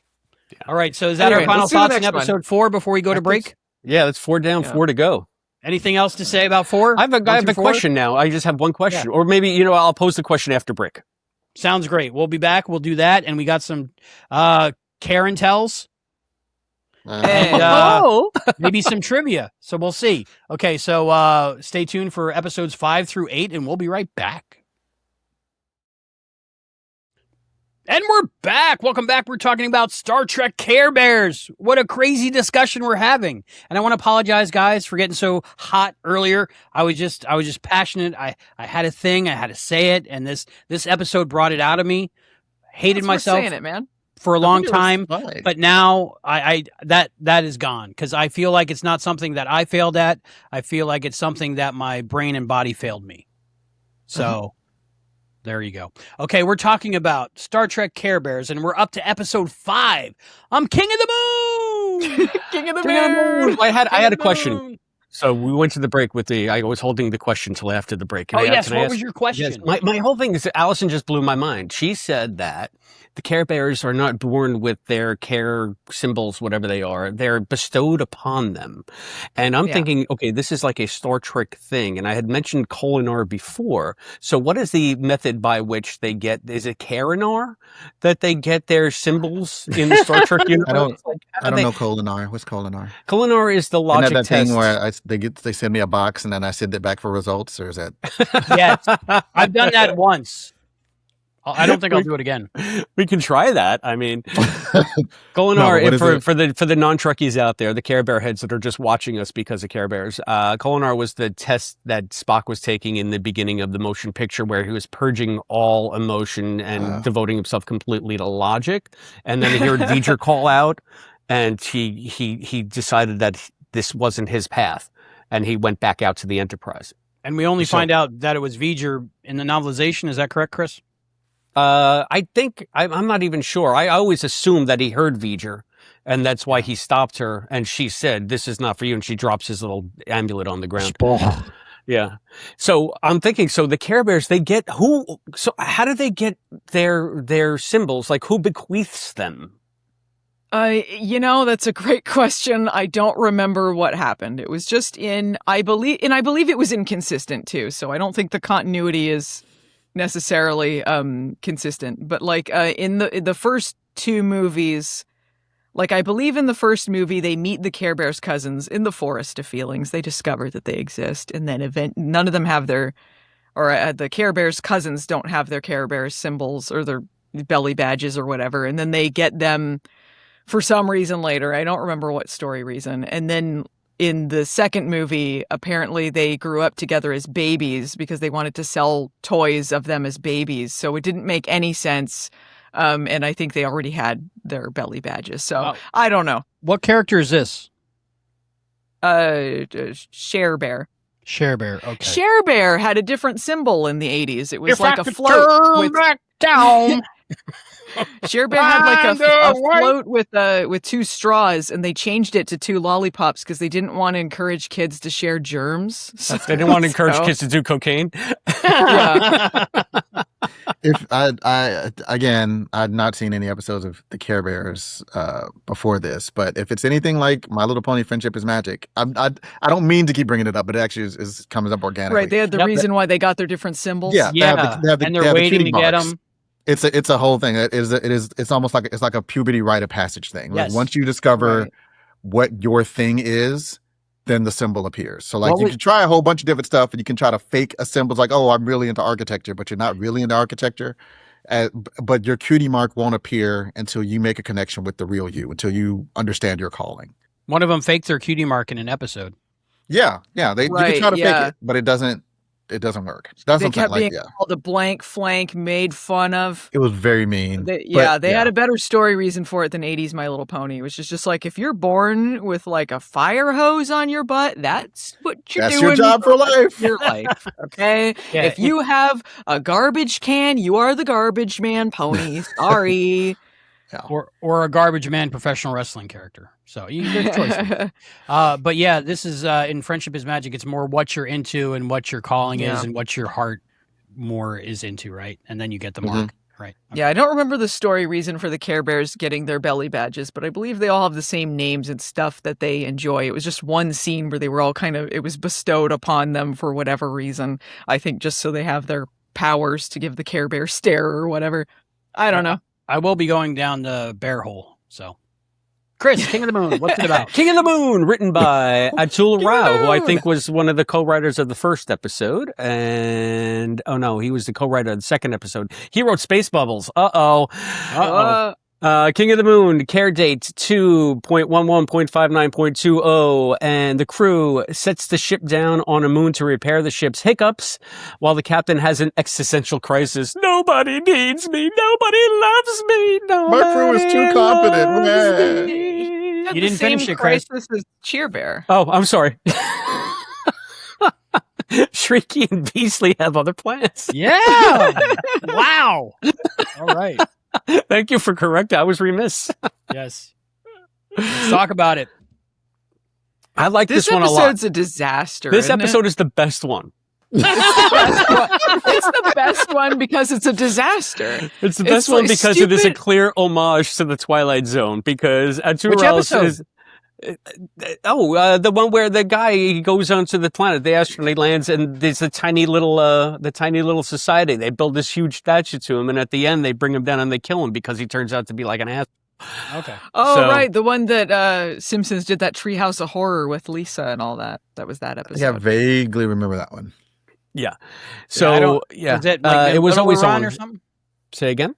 Was that in the middle of the run? Was that one of those on videotape and not film? It's one or of the something? ones that you always saw on Channel 11. If you watch Twilight Zone on Channel 11, it would eventually show up. And I'm sure it's one because even if you look like on Sci-Fi Channel, they do the Twilight Zone marathons, they still skip a whole bunch of episodes. They just do. There's like a core 50 or so that they just play over and over and over again. And this is in that core cycle that you just see over and over and over again. Mm-hmm.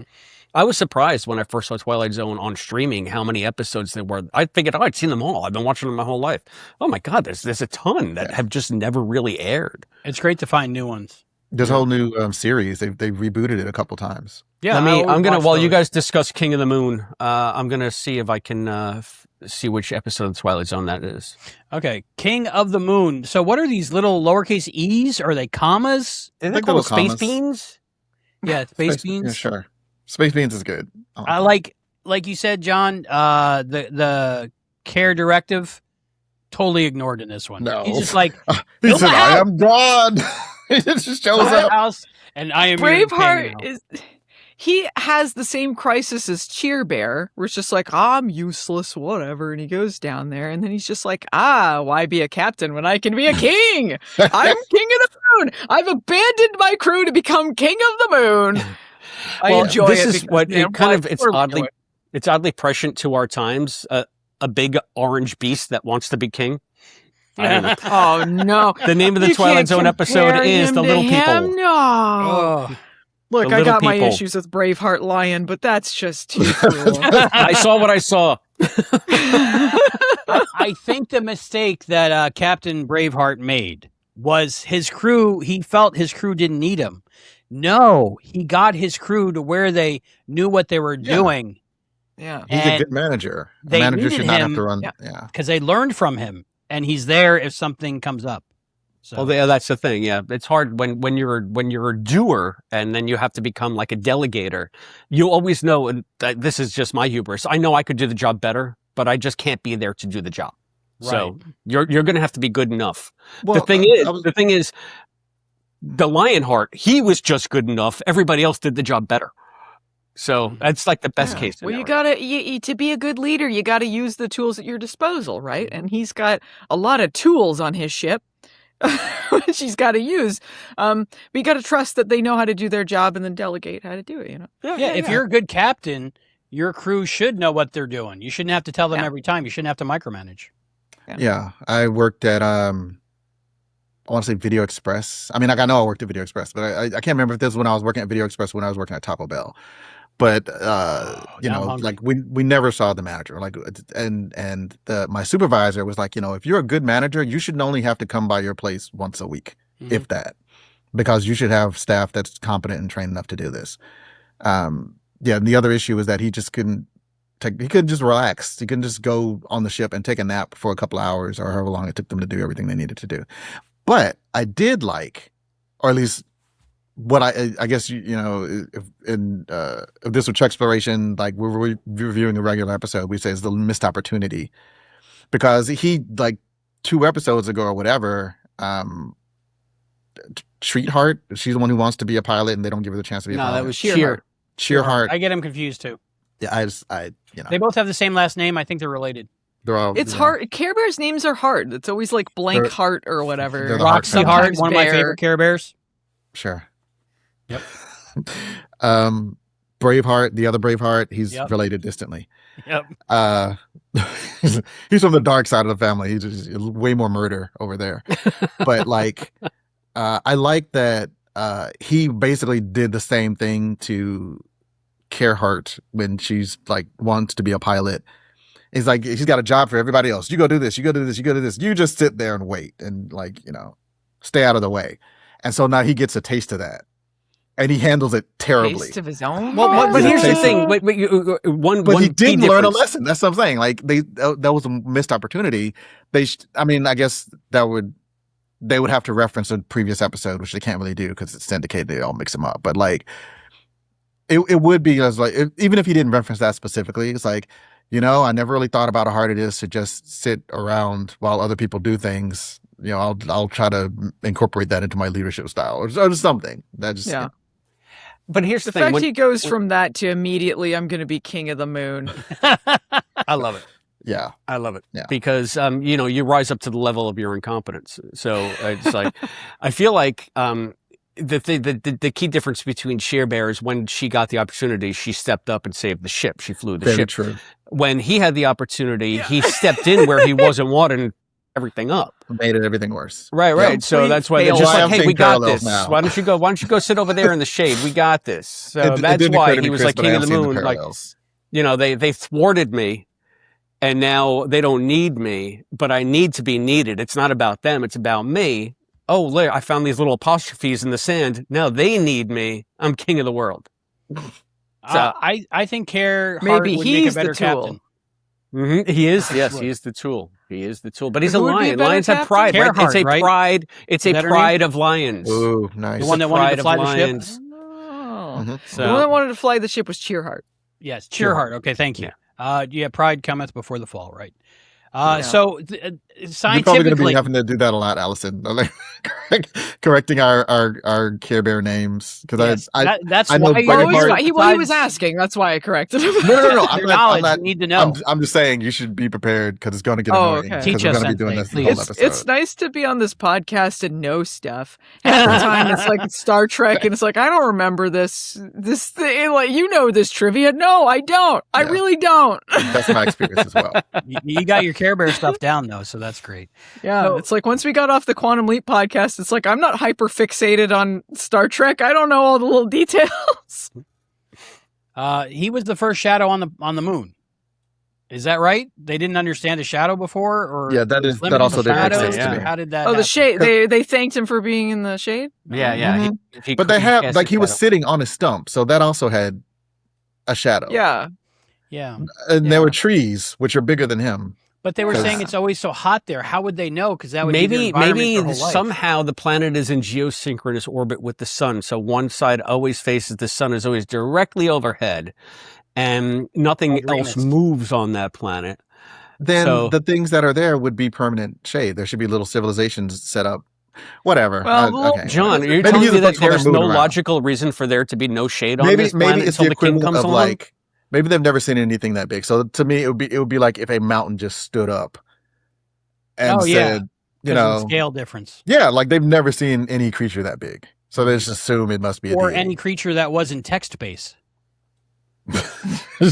Yeah. The commas are very stupid, is the thing. Yes. So that's why they didn't know how to Were do they any of this commas or stuff, and they had to- apostrophes? I think they were apostrophes.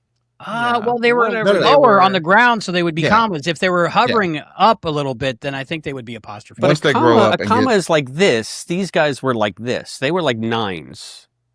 Okay, yeah. Yeah, so they were more Maybe they just apostrophes. all popped But out if of you their look ass. at We them don't from know. the other way, They were like actually they were like open quotes. yeah, They were like a single open quote. You know what? That must We're- have been a play on something that I'm missing. We're that they viewing look this like through our own punctuational bias. Ah, We're you got me calling them there. commas, and like we don't know. Like, Is this like, if you're asked if the glass is half full or half empty, it's like, is this an apostrophe or a comma, depending on how you see it? But we speaking can of we can all agree that Braveheart was wrong to go over and Oh, conquer yeah. them through propaganda. yeah, He- and he now he did changed tell that them planet how to- forever. He Now they did have build houses. buildings for them and stuff, so I Right. guess. Sure. He did. But he now- did. now- he that did. was not his first thing. It wasn't like, oh, you know what? You guys need shade. I've got a great crew. Let's go build you some shade. It was like, Yeah, no, he I did. shall be your lord. Yeah. Deciding to become king of the moon immediately, like, His it's first problematic. Yeah. Again, it's in his wheelhouse. He's a lion, king of the jungle. It's nature, not nurture. VIP. He's using his nature to nurture. The Lion So- King. Here's the thing: is like if those little apostrophes, like they probably die off in the sun. It's like what they did with the tribble. Like now he's giving them a habitat where they can multiply. They're going to take over that entire freaking planet. Where the planet my like keeps God. them down for a reason. Now it's going to be like the entire thing's going to be covered in these sand fleas, You know, and it's going to be terrible. I've got an alternate thing. It's not that they die off in the sun. It's that usually, like their life cycle, they just go into stasis. They like hibernate or whatever. They go into like seed mode when it's too hot out, and when they're in the shade or it's nighttime. Then they can hatch and do whatever. So they just waste half of their lives asleep because they're in the sun. Now they can be more productive. You want to say they want to spread across the planet like a virus. I would say they spread across the planet. Like, they can finally, there's time enough to do it all. So you're saying they believe in manifest destiny? I'm saying they So have you're the saying that he opportunity gave to, them the leeway to be improve their colonizers. circumstances. Wait. What the colonizers And implies also, that I don't think other there's races. night. I think didn't No, we we don't not know just that there's other They don't establish? stay there and colonize it, though. They just give them houses and leave. I mean, No, I I'm talking guess about the if apostrophes Braveheart- now are going to be colonizers. But no, Oh, they but just, you they, don't know. we don't Now know. he's Maybe getting into maybe the they never had the bureaucracy opportunity for situation. art. Yours like, You're just let saying him die there's, like- out. It's evolution. You're saying there's a diurnal on this planet. Well, Possibly. I think we Sure. said we already established that it's in geosynchronous orbit around the sun. There's only That one was not side. established. That was I a valid. established that it. is a valid hypothesis. I'm gonna be like just like Braveheart. I'm the king. I say it, therefore it's true. You're saying that's true. There's got to Right. be a Bruce large would have colony on sided the with Meridian, flocks right? and Dear Doctor. I don't like this. I'm going to give this one 2 tree stumps out of 5. Where was the colony on Meridian? Which Meridian? What? Like on the line between the day and the night, where it's almost temperate. That's where most of the commas are. I thought you meant like a colony called Meridian off on another moon where they were exiled because they were too aggressive. I think where this episode missed the point was there could be 2 different species on the planet. One is a comma and one is apostrophe. And they hate each they're other because they're mad both at each inferior. other, and then when you realize that they turn upside down, they're the same. Yeah, it's let this be your last comma battlefield. Let this be your last punctuation. Your last care field. Yes. What do you guys give the King of the Moon? Care Bears would be woke if they did that. I enjoyed King of the Moon. I give this one 5 out of 5. Yeah, I would say this is the best one. King of the Moon's the best one and the betweens. worst one. So yeah, I gave it a 2 tree stumps. I give it. What did Beastly and Shrieky do in this? Were they just sunbathing, right? Oh, this is the one where they actually had the care beams, I believe, and or no, that was the other one. Let me see. King of the Moon. This is the one where they get. This is the one where they get blasted by the Care Bear stare. Yeah, that's it. That's it. The Care Bear stare is like it's just like this solid beam that shoots them away. So I think this is the first time they threatened the Care Bear stare until this episode, and then they actually did it in this episode. And I thought, again, it was going to make their hearts grow 3 sizes that day, but no, it just kind of boots them off the world. So they got rid of them early, right? It was like Dragon Ball Z. You had to have a few episodes building up to the big battle before you get the Care Bear stare. Here's what surprised me. So that's about another reason why it's a 5 out of 5. We finally know what the Care Bear stare is. I did not. Here's what blew my mind. You're the Care Bear stare, right? You finally see it. As promised. A powerful beam of loving energy, but their eyes were closed. All of their eyes were closed. I'm like, why do you call it the Care Bear stare? They weren't staring. No, everybody's eyes were closed. They shoot it like Havoc, a beam out of his chest. Like, fine, whatever. But like, it's not. They're not staring. I thought they would at least have to look to aim. I have. Okay, so it could be very metaphysical, very woo-woo. So they're closing their physical eyes. They're closing their open glimpses. their inner eye, their chakras, so they can see, but their inner eyes in their little belly thing. So it's like, like in Donnie Darko, when the way he sees time travel is like this thing that comes out of his belly as he follows it. It's like a whole Donnie Darko thing. I tried. I can't get it. It's less disturbing to call it the Care Bear stare, I guess, than the gut blast or because if they were doing it through their eyes, they would just be looking. If they do it through their belly, if they're actually they didn't want to make it look like they had laser beams, coming out of their eyes. That would have been cooler. Right? They're not Kryptonian. Stop it. That's just ridiculous, Sean. Yeah, I wouldn't even have minded if it still comes out of their chest. Fine, but they at least their eyes were closed. Like, what if they had just moved to the left? Yeah, they just what? Yeah, Shrieky and Beastly could have gotten away easily. They're seeing on an emotional plane. There's no. Your eyes can deceive you. This is unerring. This is a Spider-Man. Yeah, they're connecting. They're connecting chakras, man. Use his spider tingle, his Peter tingle, to know where to aim. Allison, in real life, did the toys light up when you squeezed them or something like a glowworm? Did they have a light they've on done their so many belly, Care Bears toys. There's probably, I know there were glow in the dark ones. There's probably ones that lit up. I think there are current ones that might light up. Yeah, this was the age of glow in the dark toys. This is also the age of smelly toys. So I bet a lot of them had like fruit flavored smells. I was thinking about that. And cupcakey They've done so many different variations and a lot of collabs with a lot of random things. And I'm surprised they haven't done Care Bears. Those were great. Yeah, I'm surprised that they haven't done a Care Bears Star Trek merch collab because they've done so many other things. They did a Universal Monsters one, which I really loved. Like, I got a bunch of merch from that. And it's like, so if they're doing that, surely, like, here's the mug with all the Care Bears as Universal Monsters. So I don't think they care if it's something that's not necessarily a children-aimed franchise. Tell me there's a Star Trek Care Bears t-shirt, at least. There's probably a fan made thing. There I has can to make be you one. one. I would Yeah. buy that on Etsy or I whatever. can hook you up. Albie. Someone's Thank probably you. done it. It's a We'll graphic talk designer. offline. Thank you. I would probably wear that. But when I was watching this, by this point in the series, I was like, okay, I want the SS Friendship. I want Shrieky and Beastly ship. I want the figures. I want them all. What are we I would talking even about? buy the clown. What are we talking about? I do like their Enterprise a lot. Their Yeah, redesign. it's a heart. Yeah. And when it gets that bandage on it, that's so fun. I did like that. So I fixed the was ship. wondering about that. So the design for their version of the Enterprise, the heart is actually with the point facing out, which Makes seems to be counterintuitive. And I think, do you think that they made it that way specifically so it didn't look like they were flying ass first? I think that might have been. Maybe. I didn't think about it, but yeah. I I think that did might have see been someone a point out- consideration. I did see someone point out that like the flames in the back or whatever were coming out of the nacelles, so it was kind of like incorrect. Also, like how the Do you mean ship this seems to wasn't function. right up to like the ship of the line calendar standards? I don't know. I did appreciate that when they went to warp drive, they did the little flash in the distance, like on the TNG. Mhm. So that's your TNG reference. That's the one thing that they did that honored TNG was they did. They were like, "What's the one cool thing from TNG we can put in here?" Because at that point they were still Yeah. doing like Naked Now and stuff. So Yeah. I think they were probably on the fence. Should we give somebody a visor? No, we need to see their eyes. We need Yeah. to see their eyes. But Right, that's- otherwise That'd the be great stare if they all wouldn't got be drunk in as one effective. episode. All right, they were on doing duty, Chris, episodes what's like out about? Justice and Angel One, where it's like, are we going to do Care Bears with that? I don't know. We're gonna put Care-a-Lot Heart to death. Oh my God! Imagine Care Bears on Jogging Boner Planet. Yes. Yeah. The most Like, inappropriate season one of crossover Next Gen, ever. season 1 of Next Gen was even more horny than usual because Roddenberry was still involved. So I don't know if Care Bears would want to Right. it.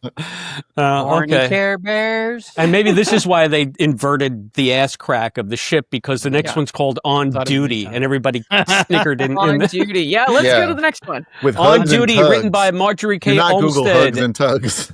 and No. Marjorie E. Olmsted. No relation. Care date 2.14.36.21. And this is the one where we actually see some freaking Care Bears in it, I think. Mhm. What's They get Hugs and Tugs were in synopsis it. here? Hugs and Tugs guest stars. Now, Hugs and Tugs come from elsewhere in the franchise. Oh yeah, This was like a Hugs cameo? and Tugs were in like almost all the episodes of I think that's Cousins. an This adult was actually, search or term. family. Like Don't- this is actually I was nice. going to say, that they- do not Google Hugs and Tugs, whatever No. you do. No. Do not No, it Google was bears, nice. hugs, tugs. If you're alone, you have a VPN on. The the Star SS Trek Friendship episodes is on were a... actually nice in that they had less Hugs and Tugs than usual. It was a nice break from Hugs and Tugs. There was so much were Hugs they and wearing Tugs. diapers? Yes, They Can't were go 'cause wrong they're with Hugs and babies. Tugs. because they're Ugh. cubs. They're little. Yeah. They're baby Okay. bears. So Yeah. maybe this was the inspiration for those Sherman commercials. So SS if a bear Friendship shits is on a on space station, a... are they wearing a diaper? Can I get through this synopsis? The SS Friendship is on a transport mission to get Hugs and Tugs to Grams on Alpha 5. Streaky and Beastly have other plans. Lord No Heart is somehow involved, while Treat Heart learns the evils of video games. The video But once again, game. Streaky and Beastly have other plans. So Yeah. that was... I okay. did like the Care Bears video game. Now that she was playing. let's now resume talking all over each other like we've been this entire time. All right, so I'm annoyed that they set it on Alpha 5, but there was no con reference that I saw at all. That would have been so easy. Care! It would have been Yeah. so easy for them They to could do have done that. something. They could have done Yeah. something. Why didn't they throw that in? Just a character with like long hair, or worms that made you mean something. Now this is You where I killed think my wife. the budget was showing, because the first sequence that we got when they're going to warp was on Shrieky's ship, with the Mhm. pedaling, like Gilligan charging the radio, and I think they just reused that entire sequence at the top of this one, like it was beat for beat, like almost the Pretty exact much. same. I think they just Yeah. cut and pasted in. Yeah. So, Did you Saving some guys money. did you watch all of these? Did you binge them all back to back? oh yes, Oh yeah, I did. Yeah. I did did 4 too. and 4. I did That 4 was a and 4. mistake. I think I did 3. I think I did maybe like the first 2, and then like I Then think you I need a pretty much break. binged them all after that. That was a mistake. Like if I had it to do over again, I'd have watched one every few hours, because having these all like that's That's too much. It gets mixed up in your head. Yeah. Well, Maybe and it's when just you go through it again. It's the same episode. Like over the and over theme again. song is like 15 seconds long, but it's so effing Five, catchy. I 4, never- 3, 2, 1. I never appreciated my mute button more than when that theme song You came guys on. know you could skip it, right? Wait, Like, I did Not on skip it. YouTube. Not on YouTube. You can't. I don't skip yes, it. you can. You can skip on you can fast YouTube. You forward. just You can tap fast it and forward. it goes forward. I did not skip one opening song. I'm not like that. So I've got trivia about the opening song, but we can save that till the end. Okay. I don't know if you had it, but yeah. So she's playing video games and they miss the planet. And then what? She turned around. She missed the exit. She went back. And, Yeah, I do that all the time. Sure. But yeah, like again, like she was, I mean, I guess, everybody has an off day, but she was super competent, like in previous episodes. And here she's like, She wasn't confident in the one where she's eating cupcakes off the floor. They did shame her, but the stuff with the cupcakes before is not. I would Who know. here hasn't eaten but a she fork wasn't cupcake? bad. She still did her job. She was Like, eating rations that were going to a planet. All right, fair enough. Fair enough. If you see Okay. starving people and then you eat the food intended for them because it fell on the floor, Okay. I'm sorry. right. Maybe it's a little bad. I'm not going to die on this hill either. You're right. But she still knows how to do her job. She still knew how to do her job. Yeah. Like this one, she's just like, Goofing off. yeah, like repeatedly. Like, okay. And you this know. starts with a 2, so this is later on chronologically. Yeah. Yeah, maybe she's, I don't know. Like, So here's Well, my it's thought. part of the Again, lesson like for this episode. Time for work, time for play. I yes. just can't do both, which is good for now because everybody's always on their phone when they're I supposed mean, to be doing other things. as a parent, who hasn't lost their kid at a Chuck E. Cheese for like a minute or two? Like you're in a big place And you find them in the claw machine, and you're they like, "How run do you get in off. there?" and it takes a minute and you're panicked out of your mind. Yeah, But like she completely forgot about these kids. If they had not shown up to like, hey, where's the kids? She would not even have remembered that the kids existed. now is this the Yeah. one where they hit the asteroid and they end up going on a picnic?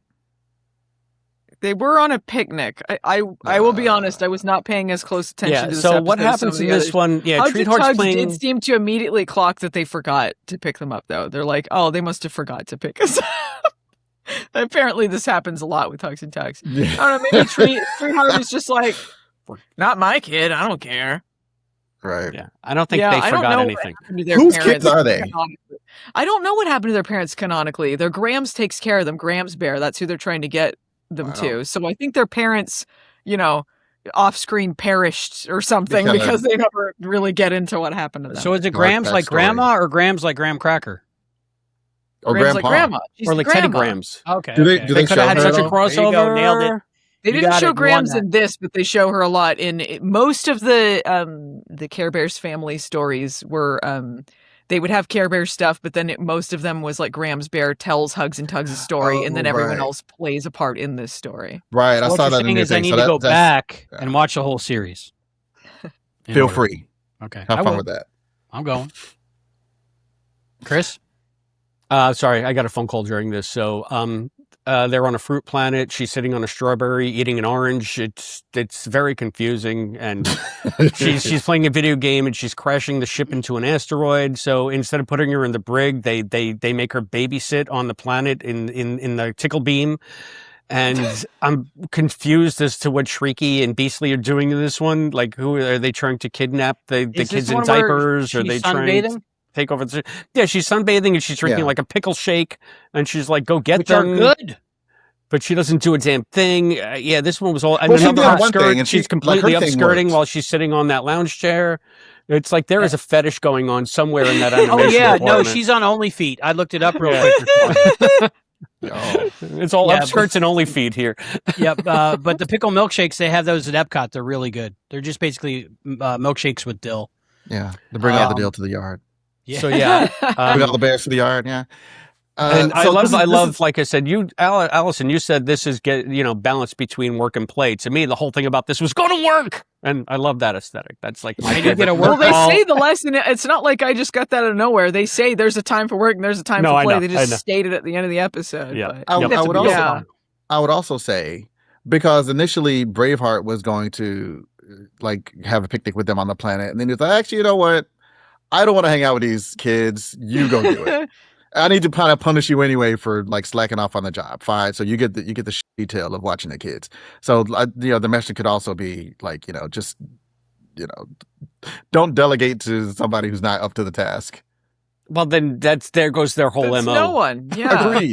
The fact she's like, I'm just They going really to should not be out abandon these. exploring the universe. They're literally babies. They have diapers on, and she's like, just leave them, whatever. It was They're the diapers. 80s. If you could walk, you were on your own back then. That's how it was. Well, animals Hugs mature were left faster. Everybody knows that. unsupervised too many times. Mhm. My dog's like 2, 3. That's an adult. That's an adult dog. So maybe it's that way in the Care Bears universe. Yeah. Chris, please tell me. Yeah. So Chris, maybe please tell me the about your- diapers are a choice. Maybe they're adult babies in their universe. Yeah, they just like them. They're like, it's just easier. They're like that woman who maybe drove that's that their astronaut who kink. drove cross country. They're like, that's diapers their are just kink. easier. Yeah. Like, I don't get that kink, but it's a kink. Most of the other bears are just like, we just go in the woods, we don't wear any bottoms or anything. Does the Yeah. bear shit in the woods? Not these. They wear diapers. Yeah. Yeah, they do seem pretty like self-sufficient to still be in diapers. Yeah. They're And like, this is, I think again, our this is the caretaker one seems with to have abandoned with- us. duty right in the title. Coincidence? I think Yeah. not. And you just earned your degree, Chris. This is also the episode where they do the Care Bear stare for the second time, and they blast. She's gonna hit him with the mirror, Right. and they blast the mirror out of her hand. Like, well, then why should it be like? I thought the conceit of it being a mirror was it would reflect the Care Bear stare. But I the thought thing that is, was- angle of incidence They and must have got reflection her on thing? the wrist, got her not quite on the mirror. Ah, yes. Okay. Maybe I was that's wondering. why. About, I I don't was know. wondering about that. I don't know. But if the mirror can also, it's an offensive weapon, as you mentioned, John, it can also emanate some kind of beam because it Yeah. beam from the Could have mirror been tied them up. a So beam to beam combat, maybe. I don't know. It could have been like force lightning. So, or instead of like a Well- sonic screwdriver, it's a sonic mirror. And is this Yeah. okay? Now, this storytelling still works. A couple weeks ago in WWE, you know how Danhausen curses everyone? Danhausen went to curse someone, and one of the wrestlers held up a mirror, and it got reflected. Oh. That's how. That's how it how works. You can Yeah. reflect magic. Yep. All right, so you say it's because this one stood out to me. Like I wasn't paying attention to any of the the directors or whatever, or the writers, but this is Marjorie E and Marjorie K, whatever their last Olmsted. name is, and you're like no relation. Like what is that? What is the story there? What is that? Allison's got to tell us. Who are Marjorie K. Osmalead and Marjorie E. Osmalead? I don't know. Chris was the one who Olmsted. said no relation. Because I that's don't what know. Albie wrote on the sheet. Albie wrote no Because relation. Babs and Buster Bunny, come on. So, all right, so Oh. Albie doesn't actually know. He just No, I have no clue. I'm hoping It's Allison knows. interesting they have different middle names, so it's two That's women what with I'm the saying. same name. Like if it was just the same last name, I wouldn't. Are they even think- married, I'm like, maybe? oh, it's like they're married or they're Maybe it's siblings. like maybe it's like with George Foreman's kids, Yes, like right. they're all named George. Yeah. Maybe they were all named Mother and Marjorie, daughter? their sisters, or yeah. I gotta say, just Marjorie is a name you don't really hear anymore. I feel Yeah, like really. Yeah. Marjorie's a Marjorie's- name I don't want to hear. Well, I mean, what are Well, the there's odds for the that that people are great Marjorie's people. in the audience. Yeah, Marjorie. You know what you did. All right, are we done with on duty? Yeah, I think so. Give it a number on duty. I'm going to say just a 2.5 bear diapers. No, wait, 2.5 shrieky feet. 2.5 shrieky feet. Oh, I'm just going to say this diaper is full. Allison? Oh, I just put it somewhere in the middle. It's okay. fine. Yeah, that's why I guess. went 2.5. so we're somewhere in the lower middle because the Care Bear the one reason you have a mirror didn't work. Next episode, The Secret of the Box. What's in the What's in the box? What's in the box? You're Written by stepping on my Thomas J. line, man. King, care date 2.11.45.19. The crew of the USS Friendship has to transport a mysterious box from Peace Base, I guess, whatever. You really type these fast. Peaceable. That was the planet's name. Oh, it was Peaceable? From Planet Peaceable to Planet Gamma 1. But Shrieky and Beastly have other plans. And again, what's in the box? This one might be my second favorite one. Okay. Because It was like this is straight out Hellraiser, of right? This is Garden of Eden. This Yes. is Old Yeah, Testament here. It's Pandora's like, box. here's Open the the box, shiny yeah. box. You're responsible for it. Don't touch it. Don't look at it. It was just like the If they oldest open it story of man. If they open it up, that's when the Cenobites get out. Mhm. Cenobites, or the Medusans, the flying Medusans. Yeah. Or I all do the like evil in the world. what is the consequences we can have for the Care Bears for their hubris, right? They flew too close to the sun or whatever. They got to open the box. What can we do that's like acceptable in the Care Bears universe? I don't know. What if just a bunch of bees came out of it? Well, And What if it was also, full it's an of homage. bees? It's an homage to Pooh, I'm thinking, because Pooh is always getting the Mm. honey and the bees. I was thinking a little bit Raiders of the Lost Ark. I don't know. But bees are easily They done open it and then they melt, shrieking yeah, bees. the Like, word just peels off. You know, you It laugh starts with their little belly tattoos. But- they it chose melt off. poorly.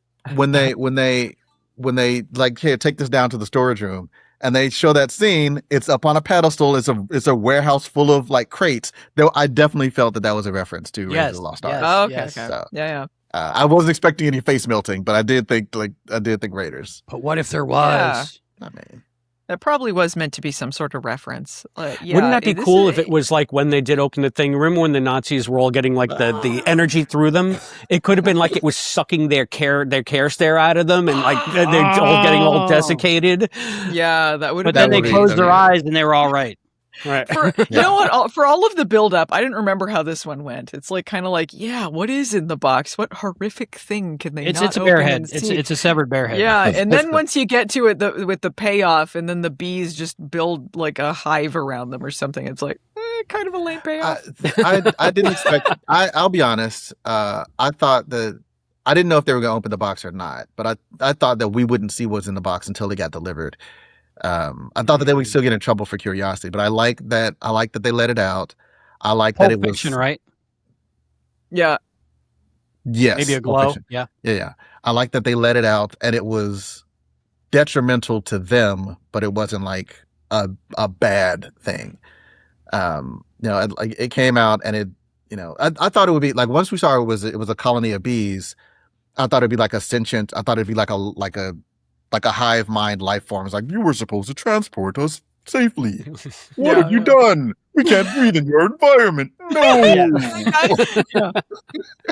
That's what I was kind of hoping like it was like for their protection. I was thinking Famke Janssen was in it. Because The Perfect Mate, wasn't that the Next Generation episode where they transported a lady in a box? right. Yeah. she imprinted on Riker. Is that right? Mhm. Okay. Picard, I think. No, Picard. Yeah, Let's see. All right. it didn't take much to imprint on Riker. No, That's true. I'm imprinted on Riker. Who hasn't? Who hasn't Chris. imprinted on Riker? You famously don't like the mystery box, and this was an episode about a mystery box. How did you feel? I was just wondering why it was so bejeweled. It should have been like a biohazard container or something, right? It was first of all, it was the wrong box. No, but it was good for them. It wasn't a Yeah. biohazard. It was essential for their planet because it built them little homes and stuff. Yeah, but Can't I mean, can't not have a heart on it. It's symbiosis. See, what you needed to do was put Symbiotic these relationship. bees on the moon with the commas and apostrophes to build them homes. Yeah, they could have brought it all together. no, this is proprietary bee technology. So they can't do really have the prime directive. yeah, Bee exactly. I mean, well, it's they who's ever the highest payer here. I mean, they're more Ferengi than they are Federation. I'm thinking Sure. at this point. So I So think with- that the mystery box here kind of worked because it tells like that oldest story of don't punch the shiny red button, and of course we're gonna punch the shiny red button. That's otherwise there's no story. So another but it's also like bag of mystery cliches. boxes. It's not like they through every episode they're like, "What's in the box?" That's and then true. around forever, and you don't actually see anything until If the, they like, made it lame payoff. today, they would have done Yeah. that. It'd be this the would've been the surf finale. Dracula Every problem. episode. The surf Dracula problem. You want to see Dracula surfing, but you got to see the stupid origin story for 10 million episodes. Mhm. Mhm. Yeah. And the Yeah. funny thing is, I'm glad they didn't do it that way because then Care Bears would have been like lost. It would have started out so strong, but by the time we Yeah. got to Mhm. what's just in the fell box, down we at wouldn't the have end. cared. We just wouldn't have cared. It just, And we would have said, it's like, just another we said hatch. bees all along. It was bees. And you said it it was wasn't always- bees. And it was bees. This was a flash sideways to bees. Oh, that's how that worked. Wait, let me grab some toys and explain to you the concept of bees for a Yes. while. If you that's why your mistake was you didn't pay attention to the numbers of the care dates. If you put them in order, They have to be in the very certain order. Everybody knows that it's all about the numbers. If you put them Yeah, in I'm new at the order, prep. it's still boring. Oh, So I'm guessing we don't like the B episode. So did we think I Jonathan know, was yeah, I clever. like so it. I'm making fun of mystery boxes, actually. Like, Yeah, the it B wasn't. It episode's wasn't the fine. greatest. It wasn't the worst. I kind of liked the explanation at the end. I think it worked for the age group they were targeting. I kind of like that. I don't know what he was, a cricket, a praying mantis at the end. I would get that figure too if there was a chase figure. It had six Well, legs. once I saw that it was bees, that their king is gonna. I thought that I thought it was gonna be like the queen bee. I thought that was to be like the royal. Beyonce. The royal I just bee. really Yeah. wish it was I thought it would Medusa's be in the Beyonce. box. Beyonce. Beyonce. Like imagine if the entire crew had gotten driven insane by just looking in the box, and they're all running each around. of the bees went in one of their ears Right, and made them right, do SETI things and bees, say right? things. They're SETI bees, and Oh, they're the- tingling like parasitic And wasps. then they find out. They They eat steering from the the find air out bees. that all of the Federation and Starfleet is infiltrated by bees, and they explode one of the bags with the bee Yeah. inside them. And then they kind of solve the problem, but they send out a signal, and we got to Right, wait right. to All you find hear out is what a happens. Right, and then And then we'll never get back to that or tell never. anyone about Stinky that. and slimy, whatever the bad guys are, they open the door and they just see this massacre, this Care Bear blood, and exploded heads, and just They're all like turned horrified. inside out. Yeah. Yeah. That would have been great if the captain at the end their head exploded. Conspiracy. Yep. Right. Conspiracy. Yep. So many ways this episode could have gone. Oh well. Yeah. Rating. Final thoughts on that episode. Yeah, upper middle for me. I give It's this one not a the 3. best, but it's I was, the mystery box worked. I wasn't angry as I was watching this, which is a step up from most of these episodes. So I give this one a 3 out of 5. Three direct order ignorings. 3 broken promises out of 5. I'm going 2.5 beehives. Which crazy that did this happen before 7 or after around the same time? When did 7 come out? The movie? Yeah. No, that was like 90s. Okay. yeah, that was way Was that based on a book? I don't know. But because I think part so. of it, when the hive was made around the bears, it looks like there's 3 decapitated bear heads on top of the hive. Oh yeah. I don't think they were referencing 7. Okay. Yeah, I don't think Care Bears was referencing 7. No, Yeah, if that is no. the insane question you're posing. Yeah. So because I think it was because of all the inadvertent like heaviness of this episode, I say it's buzzworthy. That's my Okay. rating. Chris, bring us home with episode 8, the final episode Episode of 8. Star Trek Care Bears. The Frozen Forest, written by Stephen Rockman, or was it Bachman? Care date 7.12.14.89. The crew of the SS Friendship take a holiday on planet Pumpernickel, Periwinkle, Pompadour, Parakeet, Periscope, when unexpectedly they witness an ecological proto-matter disaster in the making. Did the Astrolabe Andorians do it, or was it something more sinister? Here be pink dragons, and we learn about friendship, but Shrieky and Beastly have other plans. Oh. So This was my favorite episode. It was This was good. my favorite. Oh yeah? Yeah. This was the most like a Star Trek episode, I thought. Like there was, something weird's going on that planet. This isn't the way we expect it to be. And they have to investigate. And the person who did it, there was like an emotional reason that they did it. It wasn't just like, there was an actual plot with a motivation, which none of these other episodes had. It was like, everybody else just around. I think the Like, but emotional no, reason. no, there was and then it's some stupid thing an alien did. That's Yes, pretty there was tricky, another man. character, and that character had a reason to do a thing Right. aside from just some biological impulse. He was like a And Mr. Atos. Sure. He was like a complete sociopath. This Yes. feels like the most Brightheart was involved in any of these, and it was just to get frozen. The raccoon. Also, yes. Yeah. I don't. Yeah. It was the only one that had like a character that was relevant in any way. So this story was don't be afraid to lose your friends and actually actively lose them by being too smothering. Well, just if you love someone, let them go and Set them like free. they'll come back And they never come back. Don't be smothering. Don't be Yeah. too smothering. Okay. Yeah, I like this one. This is, and I think that after like the third time they broke into the ship, I was like, I like, how do they keep breaking into this ship? It's because there's no security. Like they've got a pilot, they've got a captain, they've got an engineer. There's no one on the security team because philosophically, Care Bears do not agree that you should have security because that assumes the worst in people. And they can't do that. They can't assume that anyone, they always give you the benefit of the doubt. Unless you're, they don't get, Treatheart, they didn't give benefit of the doubt. They're immediately like, yeah, you unless suck. you say you didn't eat their food. That's just like, as a stranger, not someone that they worked with for years, that would give the benefit of the doubt.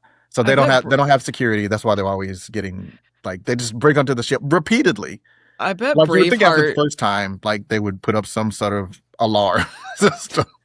I bet Braveheart just put Grumpy onto it. Like, he just made him security You're right. too. And There's security too. Do 10 jobs all at once. That's why Grumpy's grumpy. He's got to do everything. He's the only one who wouldn't mind hitting somebody.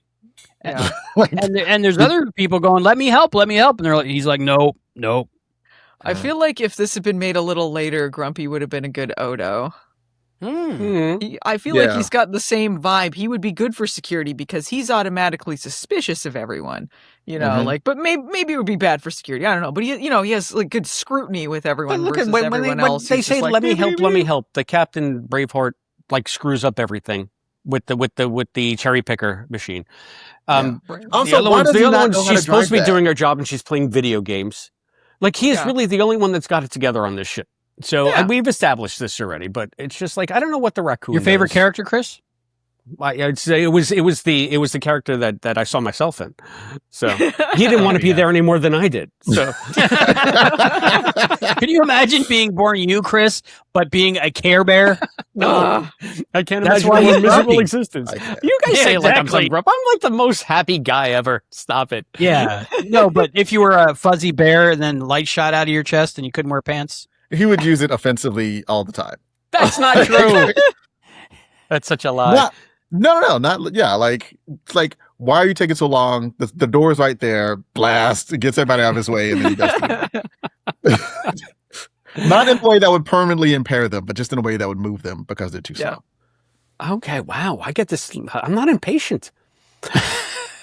You're impatient with incompetence. To me and John this morning. I can sit through 5-hour operas. I'm not impatient. No. You're impatient with incompetence. You're impatient with people who should know better, not doing anything. Chris, in the message thread with me and John, what was your message to me and John this morning? I hate you both. And I was like, do not put this on me. I'm as much a victim. This one actually, this episode kind of blew my mind. Are you ready for a crazy fact? This is the first time I think where Raccoon won. What's his name? Brightheart. Which one? What? Brightheart. Brightheart. He's got a light bulb on him. Purple Raccoon. I thought it was Reinhardt. Things. See, I couldn't hear, so I thought it was Reinhardt. I thought he was German. I thought it was Wagnerian. So Brightheart, this is the most that I noticed Brightheart's voice in this. And I looked it up. The voice of Brightheart is a Canadian voice artist named Billy Mae Richards. You know who else Billy Mae Richards voiced? Rudolph. She was the voice of Rudolph in the Rankin Bass Rudolph. And I was like, why is this voice that up at one so point. You can tell familiar? Too, So familiar. Now you can't unhear it. So you got to go back just to say, oh, that's Rudolph. Oh, that's Rudolph. So similarly, as I said, yes, I will skip an intro, but the intro is only like 10. So I'm like, fine, whatever, because it'll take me longer to try to time it. Yes. To get so about half the time, more than half the time, I ended up listening to the intro, and I'm like, is that the Schoolhouse Rock guy? Because it sounds like the Schoolhouse Rock guy. So I looked it up. It is John Sebastian, who is not the Schoolhouse Rock guy. Do either of you old men know who that is? Oh, is he the? I'm sorry, I'm not an old man, but was he the guy who did the theme for Greatest American Hero? No, it's Joey Scarberry. Look at what's happened to me. He did the theme for Welcome Back, Kotter. Welcome Back, Kotter. That was the one. And he is his original fame was he's the lead singer and writer for The Lovin' Spoonful. Oh, I love those. Do you believe in magic? Yeah, I do believe in magic. And I'm like, if there were a perfect cartoon for the Do You Believe in Magic guy to write for, it probably is the Care Bears theme song. So yeah, I thought it was the Schoolhouse Rock guy because I feel like that's right in the sweet spot of his like heyday. Or was like, Tara Strong in this anywhere? I got some pony voices here and there. This is I don't. pre-Tara I think this is Strong's career, Tara I think. Strong would have Too, been too early. Too early. like a Yeah. like Okay. a like a All Chris, right. you should be excited about the Welcome Back, Kotter connection. You like Welcome Back, Kotter? I don't love you? Welcome Back, Kotter. I mean, it Yeah. took place in New York when I was a kid, and even I could tell. But Gabe Kaplan did sound like everybody I ever grew up with. So it was nice to see people on TV that sounded like me. Some of them, anyway. Yeah. Vinny Barbarino. I mean, they were all very, Hey. they were very broad and parody. But I did love Kotter when I was a kid. So That's why you got all of them on Columbia House Special Edition VHS. yes, collector's that's series. exactly. I Yeah, gotta you know me actually so check well, it out. Albie. The one thing about Welcome Back, Kotter that I know and love is the theme song. So I just was mixing up the people in my head who did what. But I mean, we could do No, it that was- at that was still- karaoke that- the next time we see each other, Allison. That was an There you go. impressive Okay. poll. That was an I'm impressive trying to poll. think, like, what is the better theme song? The theme to Welcome Back Kotter or the theme to WKRP in Cincinnati? Welcome back, Carter. KRP. See? really? It's a I'm toss up to me. Ooh. Welcome back. You Anyway. can just groove to it. it's just so good. I have it on my Spotify playlist. I love it. WKRP in Cincinnati. They're both good, but Welcome Back's better. Welcome Back is more of a doo-wop flavored thing because it takes place in Brooklyn. So, and you think of Yeah, like when all they- the where old they had the doo-wop doo-wop. where they were singing on Yeah. the street corners, a cappella, that kind of deal. So Mhm. it is evocative of place, but I don't know. I think WKRP is just maybe a little bit as catchy and maybe a little bit brighter. So Yeah. yeah, I we could think have it's more- a whole debate about this. This is a completely separate podcast. What do you think? And what the hell was Dune about? You go And off do on you believe so in many magic? tangents. So I enjoyed this episode. I'll tell you why. I don't know if this was the original air date order of the Star Trek episodes, but I think this was a nice end cap. It kind of ended all happy. Everyone was together. They were at the end of their adventure, and there was a pink dragon. The Stardate is the latest one, so Okay. it's possible the production order goes by Stardate. If that- they were I thinking appreciated about it. that at It all. left me with a happy feeling. This after is my watching this these is eight. my favorite one. This is my Yeah. favorite one. And they say like, my friend is left, and it's a they don't say what or who the friend is. The friend shows up, giant pink dragon. I'm like, okay, what's the nature of this relationship? Doesn't matter. That's their friends. Like they leave a lot open. And like I said, I feel like it's the most Star Trekky plot wise. So this is my favorite of these 8 episodes. The villains are frozen at the end, and they point and laugh at them. Yeah. And they should just capture them and take them to jail. Yeah, there you go. Like, I like, mean- I'm sure they won't. They're probably like, oh, we'll just leave them there to thaw in the sun. Ha ha. Like, sure, I'm sure they'll be fine and they'll escape again. But like, they've committed multiple crimes at this point. And this thing And is like going around. they're super captured. Just turn them into space jail and have, care jail They'll get it. and have, Care jail. care jail, I feel like that's what we put Chris in during these last 2 hours. yeah. In care jail, they just put you in a cell and puppies lick you. And it's Yep. like the most torturous thing for them. Yep, and they just feed Too you cotton cute. candy until you die. Yes. Yeah. Well, I think All right, so- I was thinking this guy with the freeze ray. He's sort of like a Batman villain or Q in Encounter Farpoint. Okay, yeah. Freezing Tasha, Yeah. solid. So anyway, Batman villain. He is insane. I don't want I'm to. telling you, he's a complete sociopath. If you can't Yeah, I don't leave, wanna say I'm that going that's to not the freeze you in case. place. Yes, I want to freeze everything Right. because You I miss don't- my you friend. don't He get chases to- this butterfly. You don't get to exist unless I can keep you. Yes. He was very obsessed with the butterfly. He chased the butterfly around like the whole neighborhood. Yeah. Was that not another Twilight Zone or Trek-esque thing? Like it's like have the friends keep them in jars. Yeah. kind of thing. I felt like I've seen that somewhere. Yeah, I know there was Yeah. the Futurama where they had all the Trek actors, but I'm sure Yeah. it was a reference to something Right. else that was more Well, famous. she. Yeah. I'm Yeah. not Final familiar with thoughts. that. Sounds awesome. Let's wrap up this episode and the whole series, I guess. The whole of 8 series, episodes. yeah. So, final thoughts of the Frozen Forest. It left me cold. Upper middle for me. I mean, it's fine. Yeah, It's good. I enjoyed it. I'm going to give it 4.7 pink dragons. Wow. This was my favorite one. I would give it 4 hypothermic butterflies out of 5. There you go. I just want to reiterate, Albie, that this was not cool. that you did this. That was my like, final question. And then use my name. It's like, well, Chris John's gonna do it. He, you know how much he loves the Care Bears. You know how much John loves the Care Bears. For the record, I knew it was My Little Pony. Friendship is Magic. You love because I'm the same way. I know you did. Just that's maybe the most. That's evil how thing you you've ever produce. done. You tell everybody that you got everybody else, and then you tell those people you got everybody else, and then hopefully it all works out. So here's what I'm going to say. I mean, final thoughts for this entire endeavor. I mean, it's fun to talk to you guys always, but I don't give a shit if there is My Little Pony Star Trek crossover. I ain't reviewing it. Is there, Allison? Is there? Not that I know of. I mean, they have burn that bridge for me, Albie. They have Appreciate some connections in Friendship is Magic because John Delancey did some voice acting and stuff. So there's some like references, kinda, but there's no like parody or anything as far as I recall. Okay. Maybe So in the here's what comics. I was trying to get to the point where I could get at least a few episodes of Gargoyles, which is an excellent animated show. Yeah. Ton Yes. of Star Trek actors in it. I think all of them. even right? there's even like a lot of Shakespearean themes, a lot of classical themes. I'm like, I can get Chris to watch a couple of these that Well, are, and he's ones gonna with be like, opera. oh, that's really smartly done. That's much better than I thought. And now you just completely shot the wad of any credit that I had.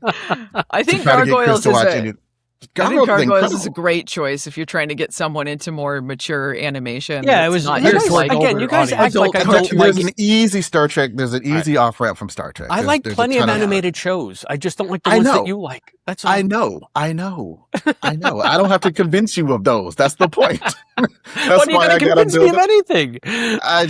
I really do think you'd enjoy it, and I think honestly, there is a stronger tie to get to watch some Gargoyle episodes that feature TNG cast than there was to this. This had Rudolph in it, so I don't know. A vague veneer of Star Trek to it. Does anyone have a share and care? I Care don't and have share? anything. I don't have anything bear related. You don't have at all. anything Care Bear, I Chris? got- Not a novel or anything? I wish. You're going to see one at Savers next time you go. Yeah, I'm Yeah, I definitely got going to see a something. coloring book or Okay. something.